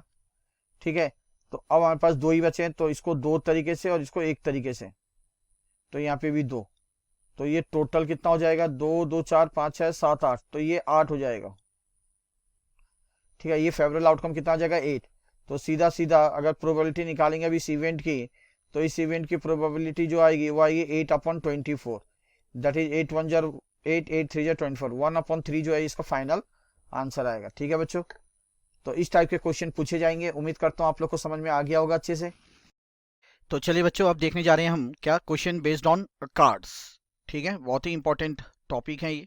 चलिए बच्चों, ये क्वेश्चन दे रखा है आपको यहाँ पे। इस क्वेश्चन को करने से पहले हम लोग एक काम करते हैं, थोड़ा प्लेइंग कार्ड्स के बारे में जान लेते हैं। ठीक है बच्चों, जी सर, ध्यान से याद रखना है क्या, टोटल जो नंबर ऑफ कार्ड्स होते हैं वो होते हैं आपके 52। ठीक है, एक एक चीज समझा दे रहा हूं मैं आप लोग को, ताकि जिंदगी भर नहीं भूलो। टोटल कार्ड्स, ठीक है। चलो जी, अब आ जाओ, इस टोटल कार्ड्स में हमें और कुछ देखना है। अब इसको हम इस तरीके से डिवाइड कर देते हैं बच्चों, ध्यान से देखने क्यों कर रहा हूँ, आप लोगों को भी पता चलेगा। चलिए जी, अब बात करेंगे हम यहाँ पे आपके कार्ड्स का। 26 कार्ड जो होते हैं बच्चों, 26 जो कार्ड्स होते हैं वो आपके क्या होते हैं, ब्लैक होते हैं सर। ठीक है, तो मैं इसलिए ब्लैक लिख दे रहा हूँ। और 26 जो कार्ड्स होते हैं आपके, वो क्या होते हैं, वो रेड कलर के होते हैं। अब ब्लैक कलर में कौन कौन से कार्ड होते हैं पहले वो मैं आपको दिखा रहा हूँ। इसके अंदर आता है बच्चों सबसे पहले ये कार्ड, इस तरीके का कुछ। ठीक है, ये थोड़ा सा बड़ा ही बना दूं आप लोग के लिए, ये लगा लो। ठीक है, इसको कहते हैं बच्चों क्लब। ठीक है, चलो। उसके बाद होता है बच्चों इसी तरीके से और एक कार्ड होता है, कुछ इस तरीके का होता है, इसे हम कहते हैं स्पेड।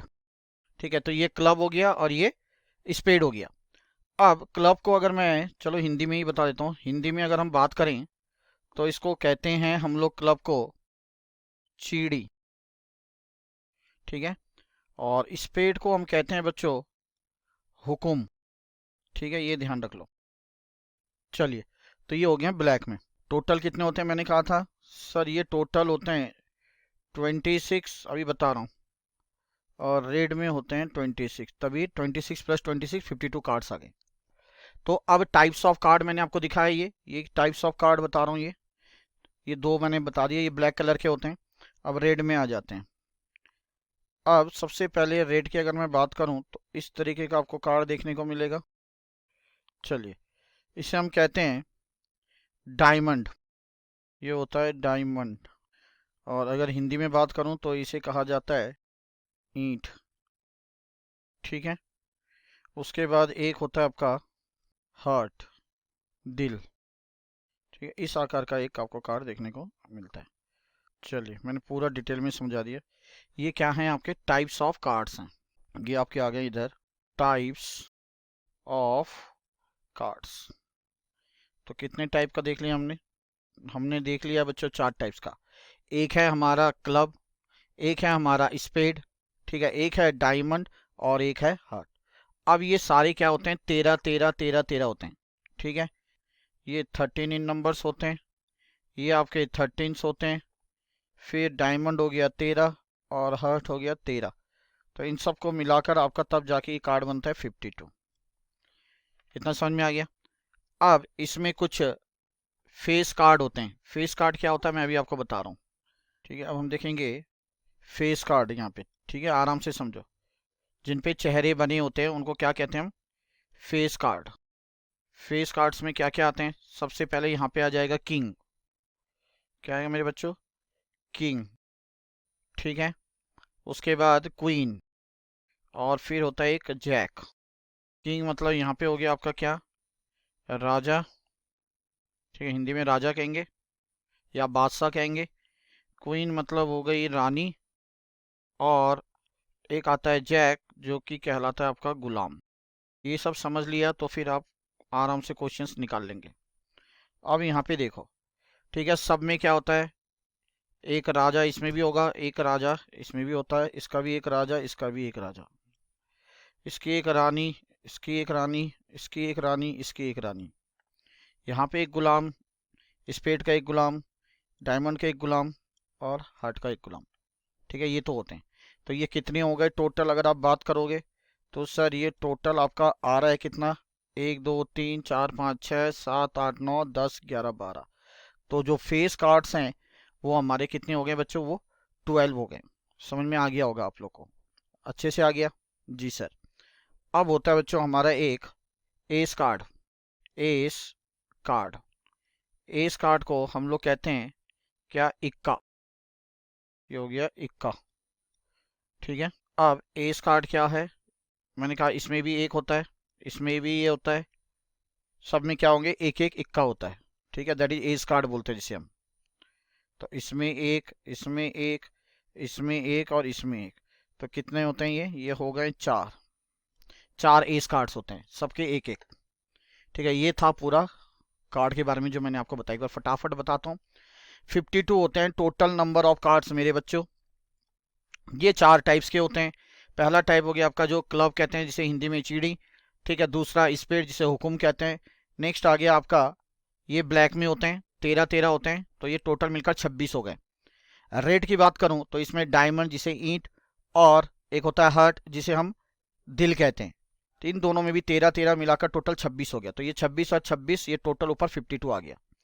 अब इसमें क्या है, फेस कार्ड जिसमें चेहरे बने होते हैं। तो एक होता है किंग जिसे राजा कहते हैं, क्वीन, रानी, जैक, गुलाम, सब में एक एक देखने को मिलते हैं। क्या, सब में एक एक देखने को मिलते हैं। उसके बाद एस कार्ड जिसे हम इक्का कहते हैं, ठीक है, ए लिखा होता है इसमें, है ना। तो ये कितने होते हैं, सब में एक, इसमें एक, इसमें एक, इसमें एक, इसमें एक। तो ये टोटल मिलकर कितने बन गए बच्चों, ये 4 हो गए। ठीक है, ये हमारा पूरा टास्क है और इसके ऊपर हमारे क्वेश्चन आते हैं। तो किस तरीके के क्वेश्चन रहेंगे इसके ऊपर, अभी हम ये क्वेश्चन देखेंगे, डिटेल में उसको करेंगे तो और क्लियर आपको हो जाएगा। ठीक है, इसके अलावा बाकी देखो, जैसे सब में इसमें कितने, 1 2 3 4, 4 कार्ड के बारे में तो मैंने बता दिया।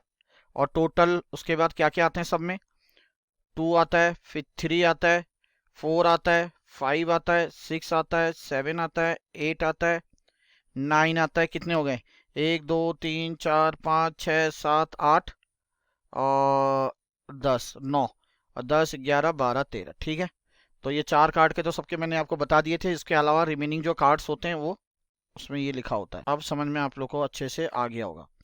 अब देखेंगे हम क्वेश्चन क्या बोले, एक एक करके देखो आप। सर इसमें बोला a card is drawn, what is the probability that it will be. तो एक कार्ड को ड्रॉ किया गया, ठीक है।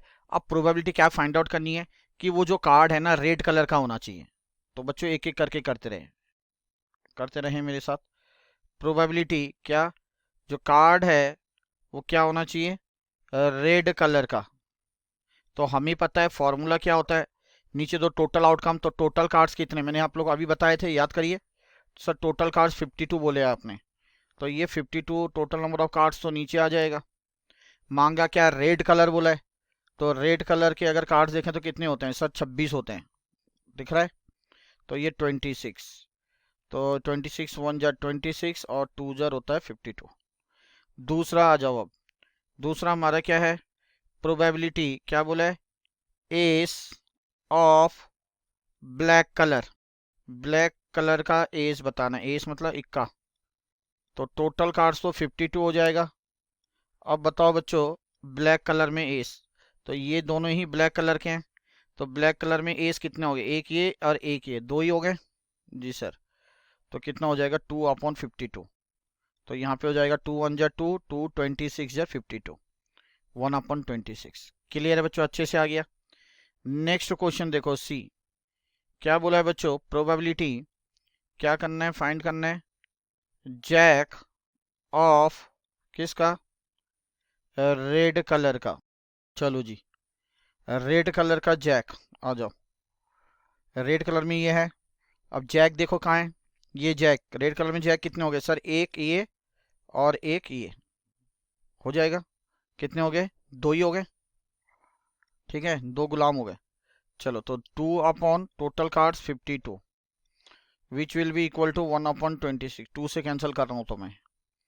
उसके बाद आ जाएगा डी में बोले किंग। तो प्रोबेबिलिटी क्या लाने की, किंग को लाने की, किंग को ड्रॉ करने की। टोटल कार्ड्स हो गए 52।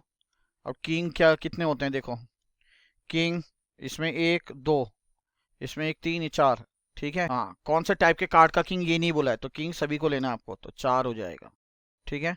4 1 जार 4 और 13 4 जार 52, तो 13 आ जाएगा। उसके बाद डी भी हो गया। उसके बाद आया हमारा बच्चों ई पार्ट, जैक ऑफ डायमंड।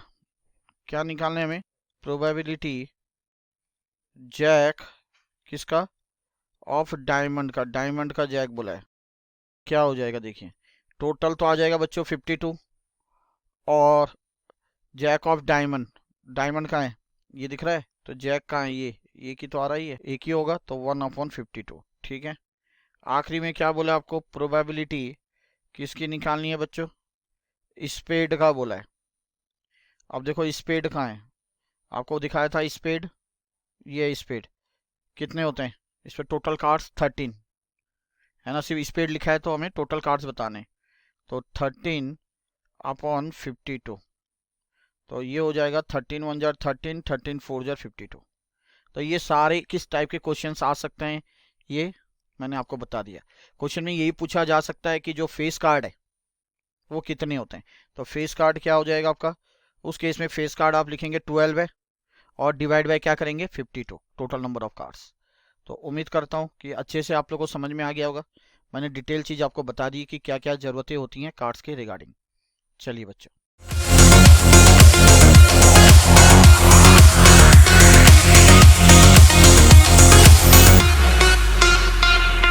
अब स्टार्ट करने जा रहे हैं बहुत ही इंपॉर्टेंट टॉपिक, और इस टॉपिक का नाम है बच्चों set and Venn diagram. Next video में हम लोग क्या देखेंगे, इसके रिगार्डिंग क्वेश्चंस करेंगे, ठीक है, कि प्रोबेबिलिटी कैसे फाइंड आउट करते हैं जब हमें सेट्स और वेन डायग्राम के रिगार्डिंग क्वेश्चंस गिवन है। चलिए, सबसे पहले बच्चों कुछ कंसेप्ट है, जनरल कंसेप्ट, वो आपने अच्छे से समझना है। क्या सर, सपोज मान लो यहाँ पे मैं ए ले रहा हूं और यहाँ पे मैं ए को एक सेट कह रहा हूं। सेट का मतलब होता है कॉम्बिनेशन ऑफ एलिमेंट, मतलब कई सारे एलिमेंट को मिलाकर एक सेट बनता है, ठीक है। जैसे मान लो कि हमें पता है 1 ईयर में 12 मंथ्स होते हैं, जनवरी फरवरी, तो ये जनवरी फरवरी मिला के पूरा क्या बन जाएगा, एक सेट बन जाएगा, ठीक है। उसी तरीके से ये जनवरी फरवरी जो है ये क्या कहलाएंगे, ये एलिमेंट्स कहलाएंगे। उसी तरीके से बच्चों ए मैं एक सेट ले रहा हूं और इसके अंदर मैंने मान लिया ये एलिमेंट्स आ रहे हैं, जैसे 2 है, 1 है, 3 है, 4 है एंड 5 है। चलिए जी सर, अब सिमिलरली हम ले रहे हैं एक सेट बी, इसके अंदर मैं एलिमेंट्स ले रहा हूं मान लो 1, 4, 6, 8 और 9। चलो जी सर, अब हमें एक चीज देखनी है, यहाँ पे ये जो ए सेट है, ठीक है, और जो बी सेट है, इनके बीच में क्या कॉमन आ रहा है, ठीक है, ध्यान से समझो। ए और बी सेट के अंदर क्या चीज कॉमन आ रही है, जो चीज कॉमन आ रही है उसको हम कहते हैं इंटरसेक्शन, ऐसे लिखते हैं उल्टा यू की तरह, ठीक है। इसको हम क्या कहते हैं सर, इसको हम कह सकते हैं कॉमन। क्या कॉमन आ रहा है दोनों में, या कह सकते हैं सर इंटरसेक्शन। आई होप ये क्लियर होगा। अब देखो ए और बी के अंदर अगर मैं बात करूं तो आपको क्या क्या कॉमन दिख रहा है मेरे बच्चों, आप बताइए क्या क्या कॉमन आ रहा है। तो आप कहोगे सर यहाँ पे 1 है, यहाँ पे भी 1 है, तो एक तो हमारा 1 कॉमन हो गया। सर उसके बाद यहाँ भी 4 है, यहाँ भी 4 है, तो सर ये भी क्या हो गया, ये भी कॉमन हो गया, ठीक है। चलो जी, तो यहाँ पे हम लिख सकते हैं कि यहाँ पे 1 और जो 4 है वो हमारा क्या है सर, कॉमन आ गया। इसी को हम क्या कहते हैं, इंटरसेक्शन कहते हैं। उम्मीद करता हूँ समझ में आ गया होगा इतना तो बच्चों, है कि नहीं। चलो इसको थोड़ा सा मिटा देते हैं ताकि कंफ्यूज ना हो बाद में। चलिए सर, अब क्या करना है, अब इसको हम थोड़ा वेन डायग्राम के माध्यम से देखेंगे, ठीक है। मैं इसका एक वेन डायग्राम यहाँ पे बना लेता हूँ, आराम से समझते जाइए, कुछ दिक्कत नहीं है। अब मैंने क्या किया, इसको सेट ए ले लिया और इसको मैंने सेट बी ले लिया। अब यहाँ पे देखो ये सेट ए और सेट बी में कौन सा पोर्शन आपको कॉमन दिख रहा है मेरे बच्चों, आप लोग बताइए कौन सा पोर्शन कॉमन दिख रहा है। तो आप कहोगे सर ये वाला जो पोर्शन है ना, ये वाला जो पोर्शन है सर, ये पोर्शन ए और बी के अंदर, दोनों के अंदर हमारा क्या दिख रहा है, कॉमन दिख रहा है, ठीक है मेरे बच्चों। ये पोर्शन दोनों के अंदर क्या दिख रहा है, कॉमन दिख रहा है। तो इस पोर्शन को ही हम कैसे लिख सकते हैं, इसको हम लिख सकते हैं बच्चों, इसी को हम डिनोट कर सकते हैं ऐसे, ए इंटरसेक्शन किससे, बी से। होप आप लोग को ये क्लियर हो गया होगा। तो एक कंसेप्ट तो मैंने समझा दिया। अब बात करते हैं सर इसी की।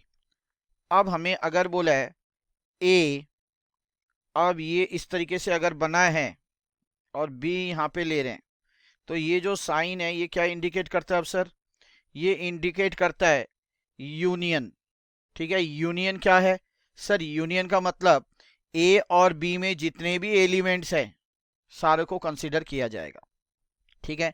तो मैं यहाँ पे क्या लिख सकता हूँ, all the elements, all the elements of set A and set B are considered, ठीक है। बट क्या जो कॉमन वाला होगा वो एक ही बार लेना है।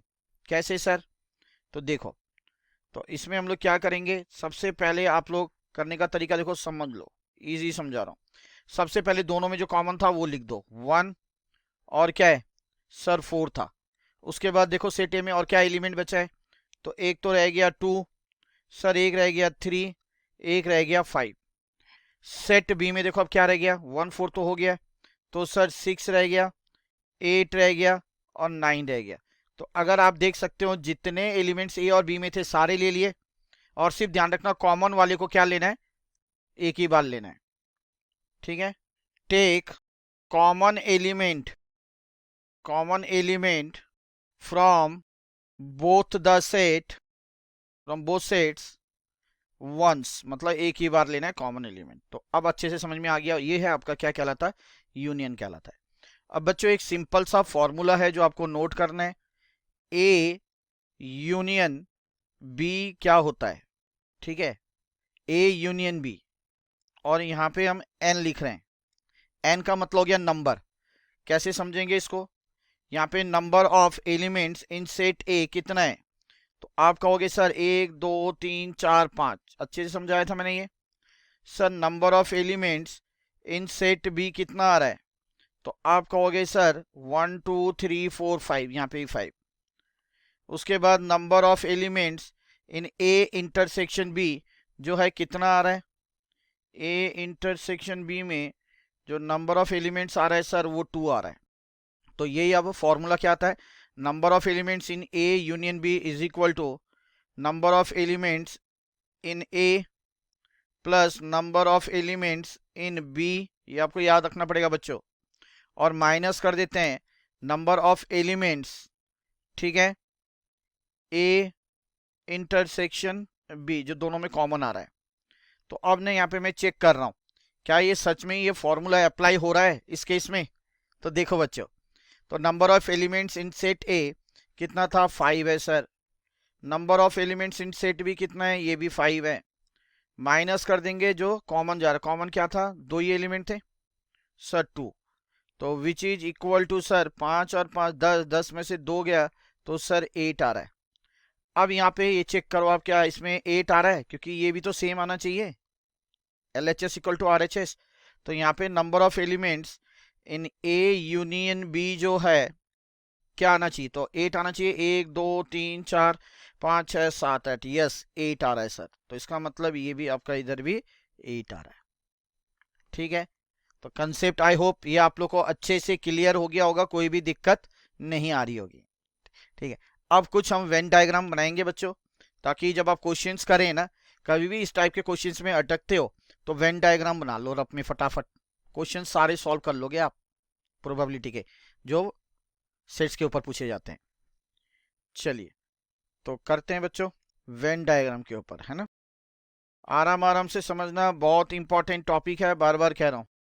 चलो अब सबसे पहले मान लो मैं ले रहा हूं फर्स्ट, हमें सिर्फ ए बताना है, मान लो सेट ए को रिप्रेजेंट करना है बस, तो कैसे रिप्रेजेंट करेंगे, तो देखो इसके लिए मैं डायग्राम बना रहा हूँ, अच्छे से समझो। पहला केस छोटा सा ले लेते हैं, चलो ये हो गया, ये एक हो गया। चलिए जी, अब देखो बच्चों यहाँ पे हमने क्या कर लिया, इसे ए और इसे बी, यहाँ पे मुझे क्या बोला गया है, सिर्फ ए को रिप्रेजेंट करना है।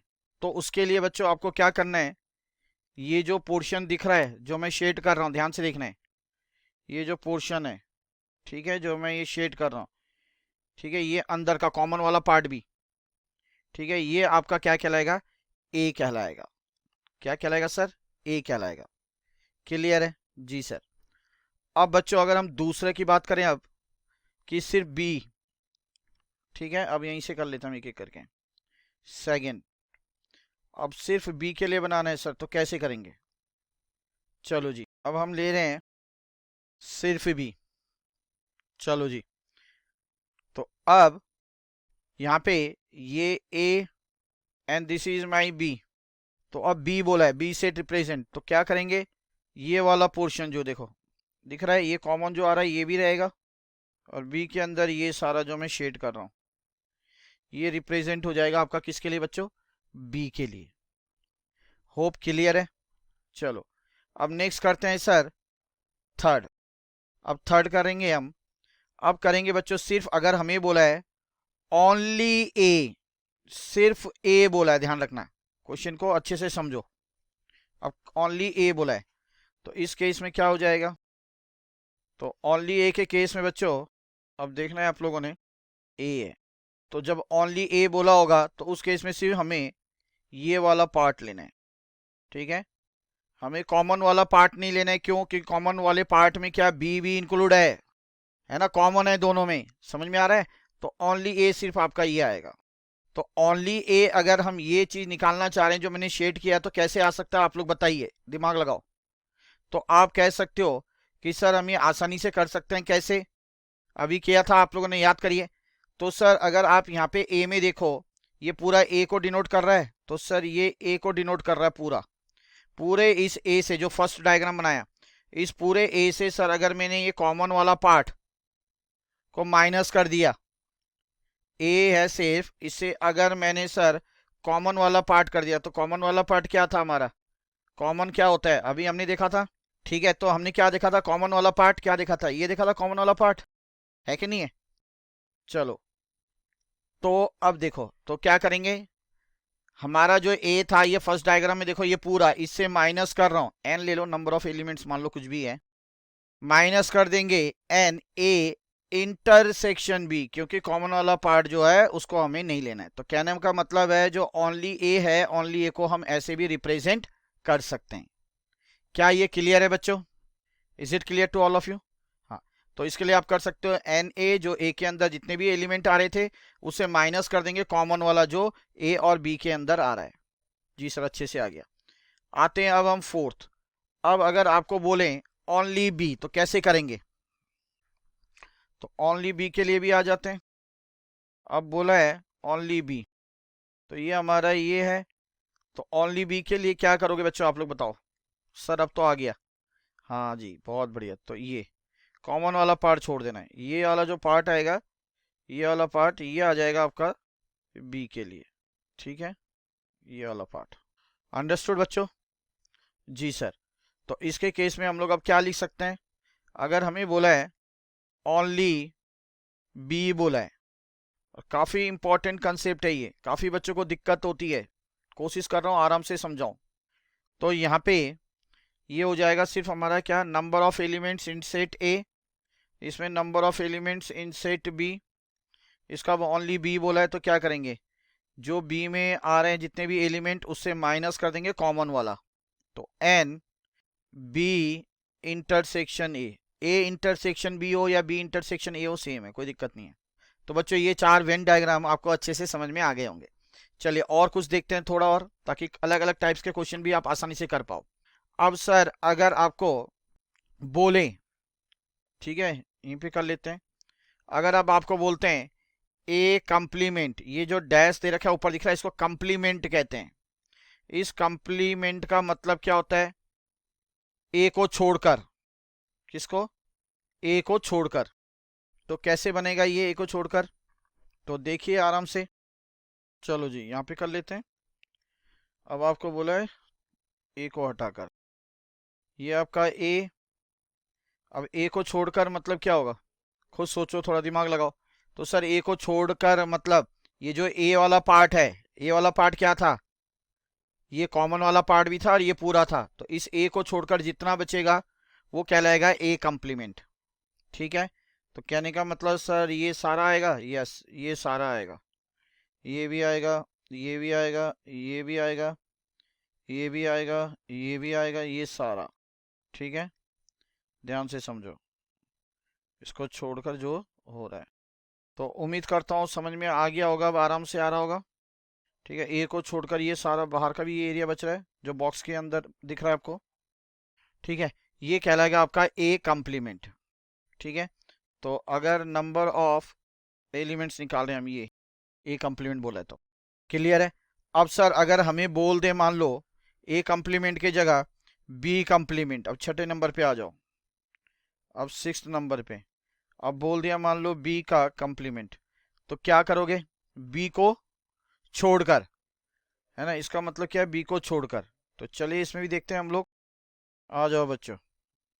अब बी को छोड़कर, दिस इज माई व्हाट, ए, अब बी को छोड़कर देखो बी क्या था, ध्यान से समझो, बार बार बोल रहा हूँ ताकि समझ में आ जाए।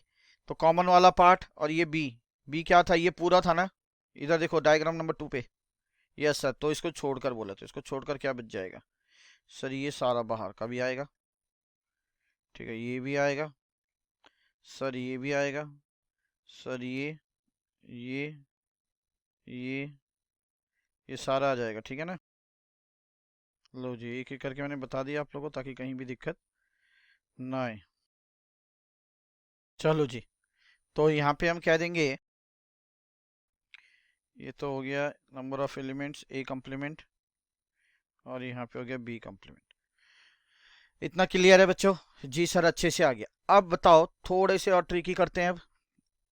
अब 7वें नंबर पे आ जाओ सर। अगर अब बोल दिया है ए इंटरसेक्शन बी कॉम्प्लीमेंट, मतलब जहां पे कॉमन आ रहा है ए और बी में, क्या जहां पे कॉमन आ रहा है ए बी पे उसको छोड़कर सारा, यही है। तो कुछ नहीं था, बड़ा सिंपल था बच्चों, है कि नहीं है? तो चलो इसे भी देख लेते हैं सर। तो अब देखो ए और बी के अंदर जो आ रहा था कॉमन, क्योंकि इंटरसेक्शन का मतलब कॉमन ही तो होता है, तो कौन सा आ रहा था सर, ये पार्ट आ रहा था दोनों के अंदर कॉमन, ये दिस पार्ट, ठीक है, इसको मैंने अच्छे से आपके लिए पेंट कर दिया। चलो जी, आ गया जी सर। तो इसको क्या बोला है, छोड़कर, याद करो ये तो कॉमन वाला पार्ट होता है ना, तो इसको छोड़कर, तो इसको छोड़कर मतलब हमें ये नहीं लेना है, यस, ये हाँ, इसको छोड़कर बोला है। आ गया अब? जी सर। तो इसको छोड़कर क्या आ जाएगा देखो, इसको छोड़कर ये सारा बाहर का भी, ठीक है, ये बाहर का भी, ये बाहर का, ये बाहर का, ये सारा कवर कर जाएगा बच्चों। एक रफ डायग्राम बना रहा हूँ आप लोग के लिए, बट उम्मीद करता हूँ कि आप लोग को समझ में ज़रूर आ रहा होगा, ठीक है। ये भी आ जाएगा, क्योंकि सर हमें कौन सा नहीं लेना है सर, सिर्फ इंटरसेक्शन वाला नहीं लेना, बाकी सब लेना है, ठीक है। उम्मीद करता हूँ समझ में आ गया होगा। जी सर। अब अगर सर हमें एक बोलते हैं कि ए यूनियन बी कम्प्लीमेंट, ठीक है, तो इसके लिए हम ऐसे लिख देते हैं N A intersection B complement.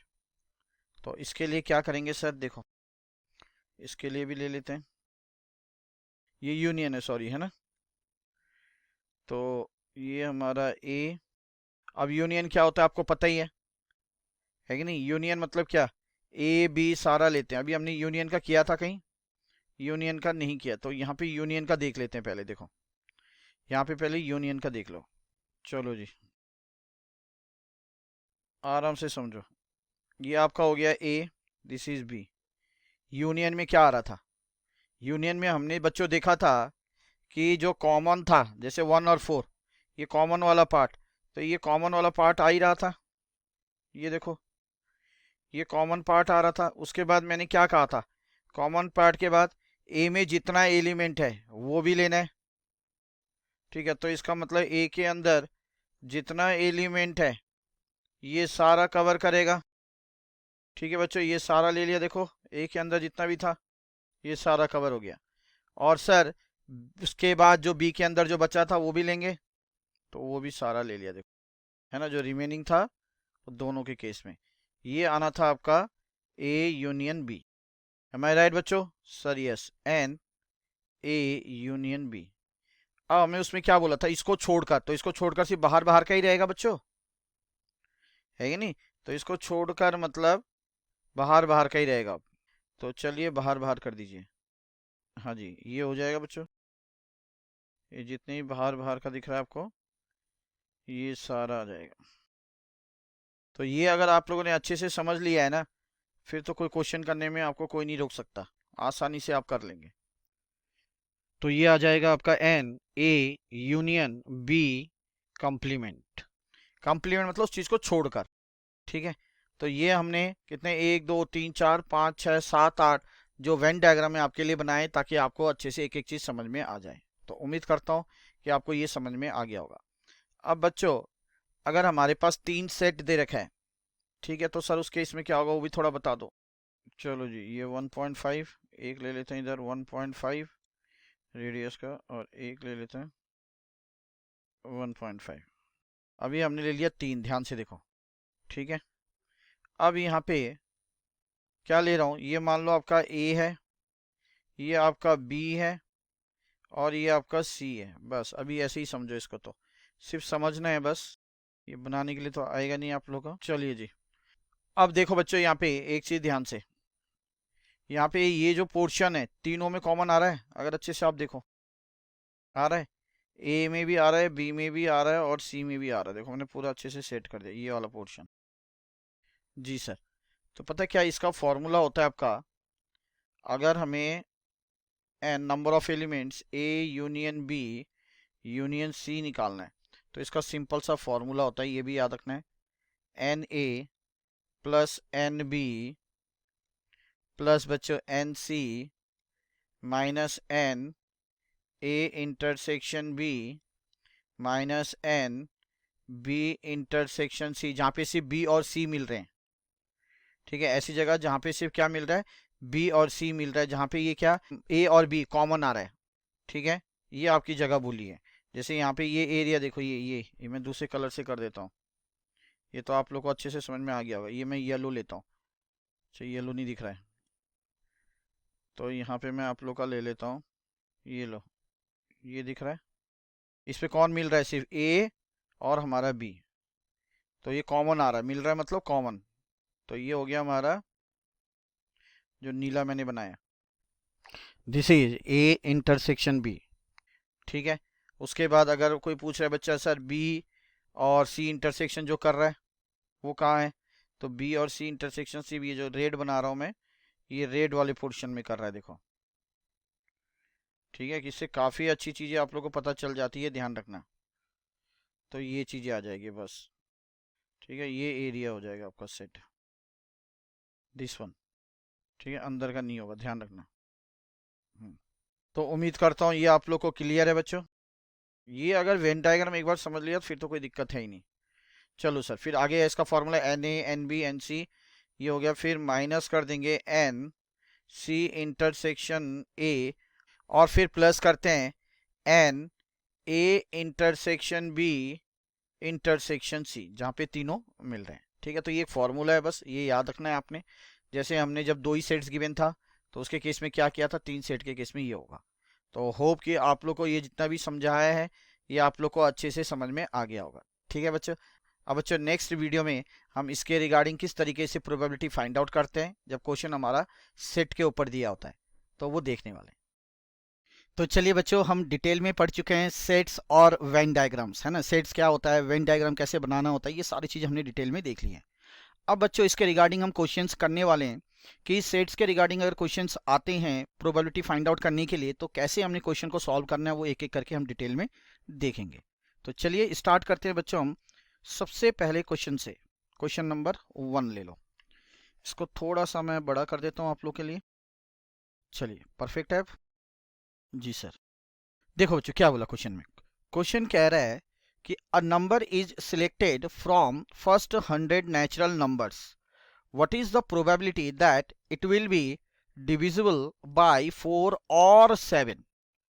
तो यहाँ पे एक चीज आपने देखना है, सबसे पहले मैंने क्या कहा था, मैंने कंसेप्ट वीडियो में ही बताया था क्या, कि और का मतलब क्या है, ठीक है। ये आपको जानना जरूरी है पहले, ठीक है। और का मतलब बच्चों आपका होता है यूनियन, ये ध्यान रखना है, ठीक है। और इसको डिनोट किया जाता है इस तरीके से, बता चुका हूं ऑलरेडी। और अगर आपको क्वेश्चन में एंड बोला होता है या आपको बोथ बोला होता है तो वो कहलाता है आपका इंटरसेक्शन। चलिए, और इसको हम डिनोट करते हैं इस तरीके से। अब क्वेश्चन को समझते हैं पहले। बोला है हमारे पास 1 से लेकर कहाँ तक है, 100 तक नंबर्स गिवन है। 1 2 3 4 डॉट डॉट डॉट डॉट, ऐसे कहाँ तक है, 100 तक गिवन है, ठीक है। ये फर्स्ट एन 100 नेचुरल नंबर्स हैं, ठीक है। What is the probability that it will be divisible by 4 और 7। अब बोला है 1 से लेकर 100 तक, ठीक है, ऐसे कितने नंबर हैं, या कितने नंबर आने की संभावना है, मतलब प्रोबेबिलिटी निकालनी है उनकी, जो 4 या 7 से डिविजिबल होते हो, ये बोला है बच्चों। ठीक है, अर्थात हमें सीधा सीधा P4 और मतलब यूनियन 7 ये फाइंड आउट करने बोला है। क्लियर है बच्चों? जी सर। अब आपको पता है हमने क्या किया था कंसेप्ट वीडियो में, प्रोबेबिलिटी ए यूनियन बी जब होता था तो हम लोग क्या लेते थे, याद करिए सर, पी ए, फिर पी बी, फिर माइनस पी, और ए इंटरसेक्शन बी करते थे।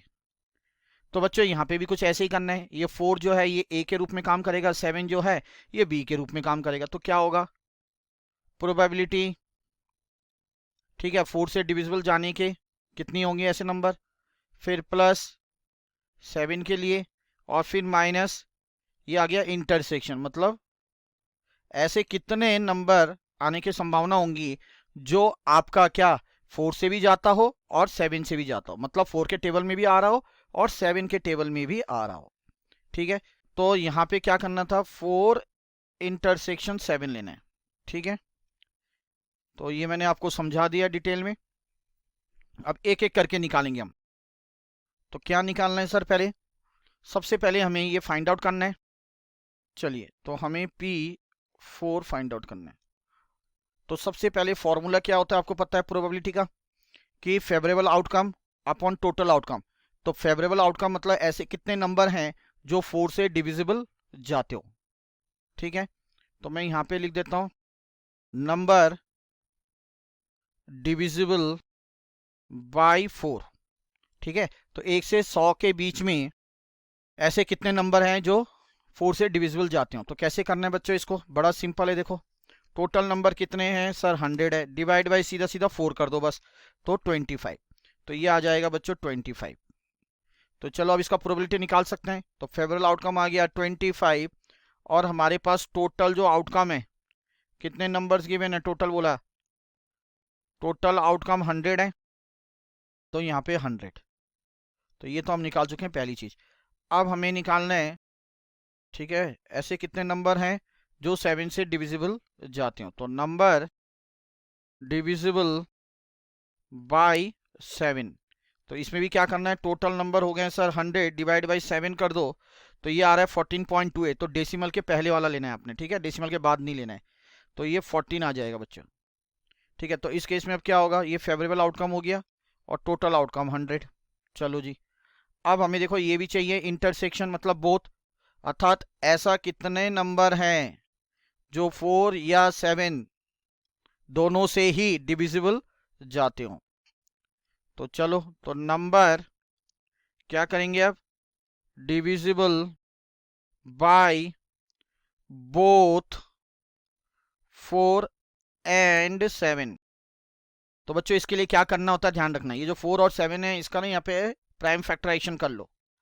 तो सर कितना होगा, 2 2 ज़र 4, 7 का 7, अगेन 2 से करेंगे 2 1 ज़र 2, 7 का 7, और फिर 7 से। ठीक है, तो कितना आ जाएगा, 2 multiply by 2 multiply by 7, that is 2 2 ज़र 4, 4 7 ज़र 28। तो अब कुछ नहीं करना है, टोटल नंबर 100 है, डिवाइड बाई कर दो अब 28 से।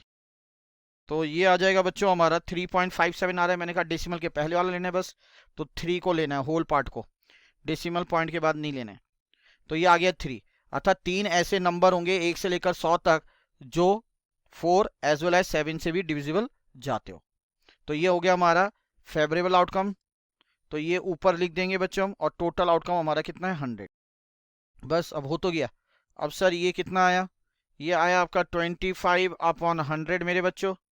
यहाँ पे अगर बात करूँ तो ये आ गया 14/100, और माइनस ये हो जाएगा 3/100। इसको अगर सॉल्व करते हैं तो एलसीएम तो 100 आएगा ही, ऊपर सीधा 25 प्लस कर दो 14 और माइनस कर दो 3 को, तो ये आ जाएगा 36। इसे फर्दर सॉल्व करते हैं तो बच्चे ये हो जाएगा 0.36। ठीक है, तो ये आ गया हमारा प्रोबेबिलिटी, किसके निकालने बोली थी, that it will be divisible by 4 और 7। तो उम्मीद करता हूँ अच्छे से समझ में आ गया होगा। ठीक है, कुछ भी नहीं था, देखो कंसेप्ट अगर क्लियर है ना सब कुछ हो जाता है। अब आते हैं हम दूसरे क्वेश्चन पर। ठीक है, यहाँ पे क्या बोला जा रहा है, तो मैं डिफरेंट टाइप्स के क्वेश्चंस कराने वाला हूँ आपको, और मेरे साथ साथ आप लोगों ने भी ट्राई करना है क्वेश्चंस को करने की। चलिए जी, क्या बोला है सर, अब अ number is selected from first 1000 natural numbers. अब क्या है, पहले 100 बोला था, अब 1000 बोल दिया है।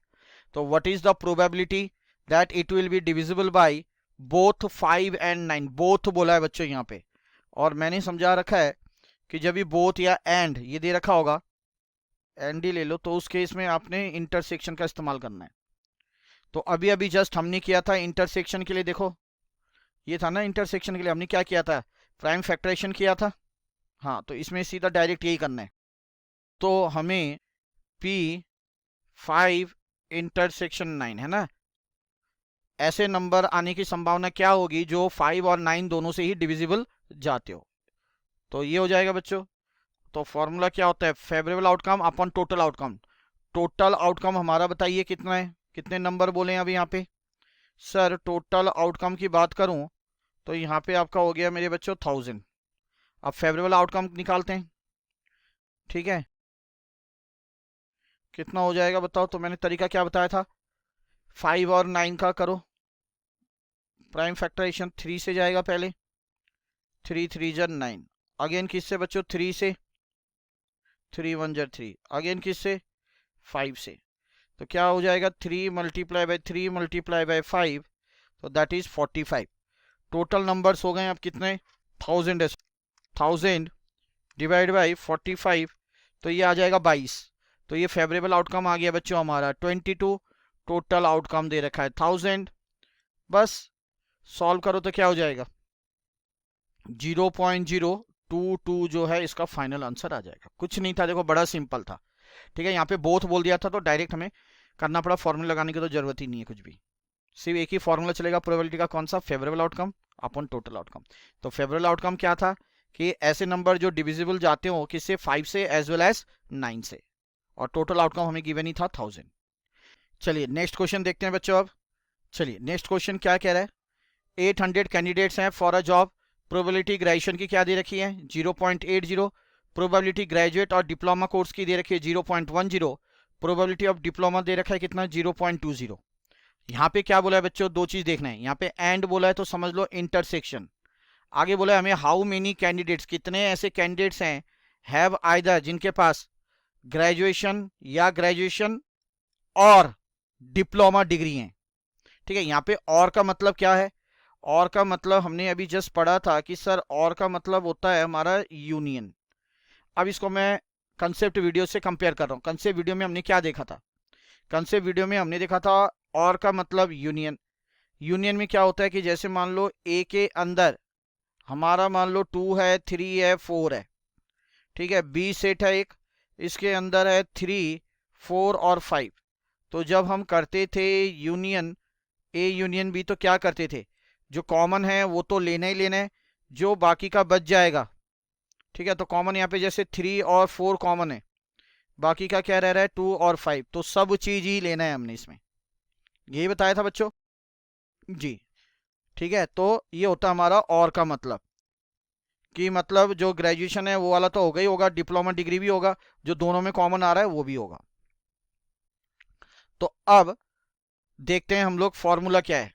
तो हमें और बोला था, तो हमें प्रोबेबिलिटी ग्रेजुएशन और बोला है तो यूनियन डिप्लोमा डिग्री, मैं डिप्लोमा लिख रहा हूं बस।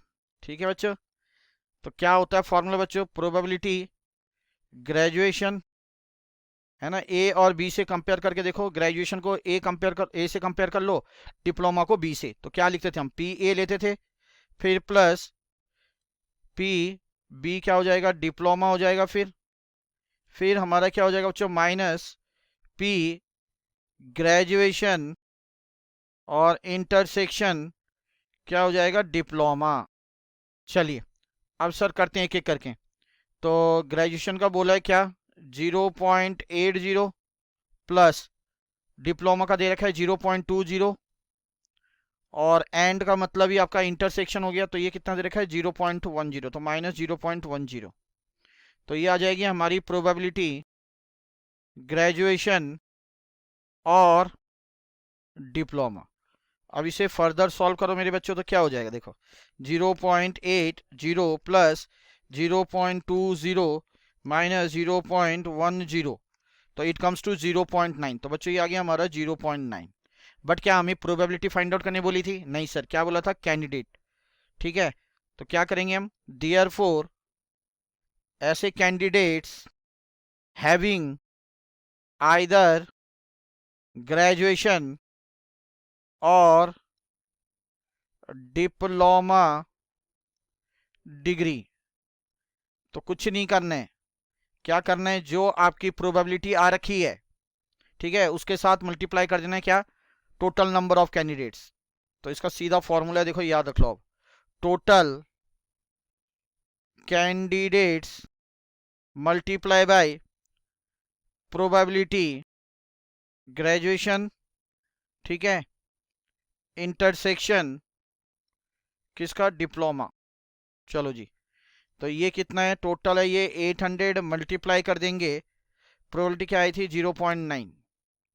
ठीक है, तो करो बच्चों इसको, कुछ नहीं है, सिंपल है, देखो 800 मल्टीप्लाई 0.9। तो इस टाइप का अगर क्वेश्चन आता है तो आपने ऐसे ही करना है। तो 720 ऐसे कैंडिडेट्स हैं जिनके पास आइदर ग्रेजुएशन और डिप्लोमा डिग्री है। ठीक है, चले बच्चों नेक्स्ट टाइप का क्वेश्चन देखते हैं। यहाँ पे क्या गिवन है आपको, P A minus B given है 1/5, पी ए गिवन है 1/3, पी बी गिवन है 1/2। आपको निकालना है P probability, only B would occur, सिर्फ बी ऑकर होगा, that is only B you have to find out. अब सबसे पहले जानते हैं कि ये जो हमें यहाँ पे गिवन है पी ए माइनस बी, आपको देख के ही थोड़ा बहुत पता चल रहा होगा क्या कहने का मतलब। ये गिवन है बच्चों, इसका मतलब है आपका क्या, ओनली ए। देखो बी को पूरा सब्ट्रैक्ट कर दिया जा रहा है, तो इसका मतलब होता है ओनली ए। ठीक है, तो मैंने ओनली ए लिख दिया, पी का पी कर दिया 1/5। अब ओनली ए कैसे निकलता है, हमने कंसेप्ट वीडियो में देखा था, याद कीजिए, है ना, हमने कंसेप्ट वीडियो में देखा था। देखो यहाँ पे एक वेन डायग्राम बना देता हूँ मैं एक बार आप लोग को समझाने के लिए। यहाँ पे सपोज ये ले लिया मैंने, ये ले लिया, ये हमारा ए हो गया मान लो, दिस इज माई बी। अब मैं अगर ये शेड कर रहा हूँ, ध्यान से देखो, ये कॉमन वाला पार्ट जो बीच में है दोनों का, ये भी शेड कर रहा हूँ, तो इसका मतलब ये होता है सिर्फ ए को बता रहा है ये। ठीक है, अब मैं ले रहा हूँ दूसरा, ठीक है, ये चीज और ये चीज, ये हमारा ए, ये हमारा बी, मैंने ये शेड कर दिया अब। ठीक है, कॉमन वाला पार्ट नहीं ले रहा हूँ, तो ये कहलाएगा हमारा क्या, ओनली ए। तो आपको क्या समझ में आया यहाँ पे कि ऊपर का जो फिगर देखो, जो हमारा ए था, अर्थात इसको मैं ऐसे लिख सकता हूँ, प्रोबेबिलिटी ऑफ ए, इससे माइनस, कौन सा माइनस कर रहा हूँ, यहाँ पे कौन सा चीज गायब है, देखो सेकंड वाले डायग्राम में, सर ये इंटरसेक्शन वाला जो ऊपर सेट किया था इसमें नहीं है, तो इसका मतलब इसको माइनस करना पड़ेगा। यस, और इसको हम क्या कहते हैं, intersection, P A intersection B, यही करते हैं बच्चों। जी सर, अच्छे से आगे समझ में, बस कुछ नहीं है। अगर कहीं भी इस टाइप के क्वेश्चन में दिक्कत आ रही है, सबसे आसान तरीका है फटाफट वेन डायग्राम बना लो और क्वेश्चन को सॉल्व करो, क्या निकालने बोला अपने आप आपको पता चल जाएगा, कुछ नहीं है। ये कर लिया हमने, देखो अब देखो, ठीक है, ये, हाँ, अब यहाँ पे हमें क्या क्या गिवन है देखो, अब मैंने क्या लिया, इसका मतलब ही क्या था, इसका मतलब ही था हमारा पी ए माइनस बी। अब हमें P A minus B given है कितना, 1/5। हमें पी ए पता है, पी ए पता है सर कितना है, पी ए पता है 1/3 minus P A intersection B नहीं पता, ये निकालना है, तो इसको मैं राइट में लेके जा रहा हूँ। तो पी ए इंटरसेक्शन बी, ये पॉजिटिव हो गया, इधर 1/3 माइनस 1/5 हो जाएगा, और पी ए इंटरसेक्शन बी अगर करता हूँ तो ये नीचे आ जाएगा क्या, 15, एलसीएम करने पर 3 से 15 को डिवाइड करते हैं तो 3 5 जार 5 1 जार 5, माइनस 5 से 15 को डिवाइड करेंगे 3, और 3 से 1 को मल्टीप्लाई करेंगे तो 3। तो सीधा सीधा देयरफॉर हम लिख सकते हैं पी ए इंटरसेक्शन जो बी है वो है हमारा 2/15। चलो जी, ये निकल चुका है।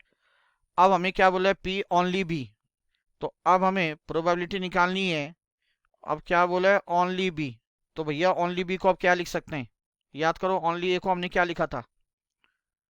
हाँ, हमें ये निकालना है। तो इसको कैसे लिख सकते हैं सर, पी, अब यहाँ पे ए है तो ए की जगह पे क्या आ जाएगा, इसका मतलब बी माइनस, और कॉमन वाला पार्ट को माइनस कर देना है, यही आ जाएगा। जी सर, ए इंटरसेक्शन बी या बी इंटरसेक्शन ए मतलब सेम है, घबराना नहीं है।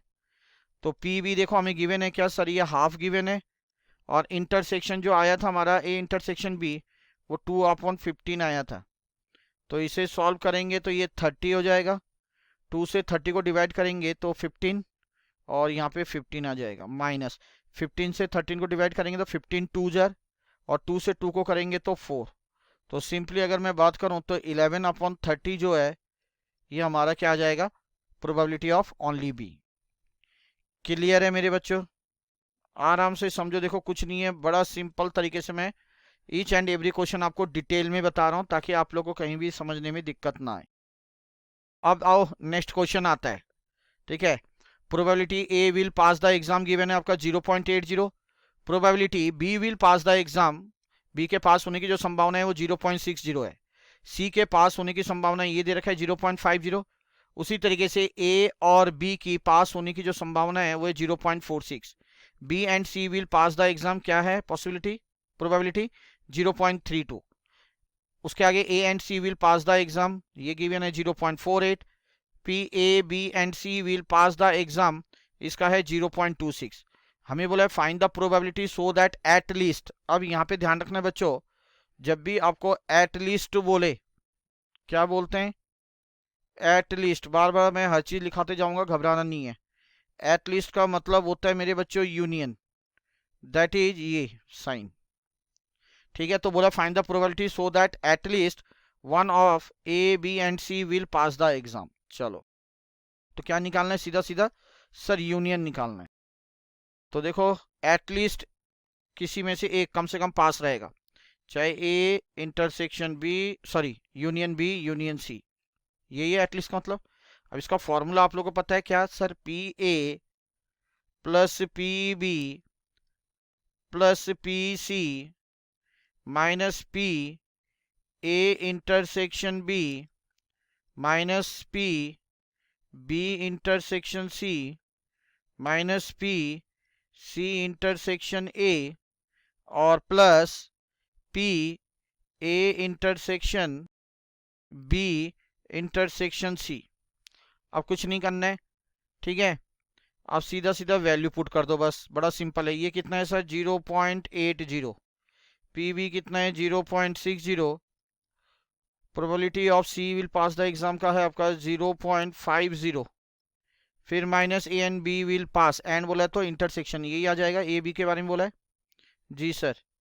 फिर बोला है बी और सी के बारे में 0.32, फिर माइनस 0.48, और फिर बोला है यहाँ पे 0.26। बस इसे सॉल्व कर दो, देखो कितना आ रहा है, वही आपका फाइनल आंसर होगा। तो कुछ नहीं था, इस टाइप के क्वेश्चन भी आपको देखने को मिल सकते हैं बच्चों। 0.80 प्लस 0.60 प्लस 0.50 माइनस 0.46, फिर माइनस 0.32, फिर माइनस 0.48, और फिर प्लस 0.26। तो ये आ रहा है 0.9। तो 0.9 है वो हमारा फाइनल आंसर आ गया। एक बार दोबारा चेक कर लें, 0.80 प्लस 0.60 प्लस 0.50, फिर है माइनस 0.46 माइनस 0.32, फिर माइनस 0.48, फिर प्लस 0.26। ठीक है, तो चलिए बच्चों, ये आप लोग को समझ में आ गया होगा यहाँ तक। तो बच्चों ये थे हमारे कुछ क्वेश्चन जो काफ़ी इंपॉर्टेंट थे, ठीक है, सेट के बेस पे थे बच्चों ये, ठीक है। किस तरीके से हम प्रोबेबिलिटी फाइंड आउट कर सकते हैं जब सेट्स के रिगार्डिंग हमें क्वेश्चंस दिए गए हैं। तो उम्मीद करता हूँ समझ में आ गया होगा। नेक्स्ट वीडियो में बच्चों हम कुछ टेक्निकल क्वेश्चंस करने वाले हैं, ठीक है।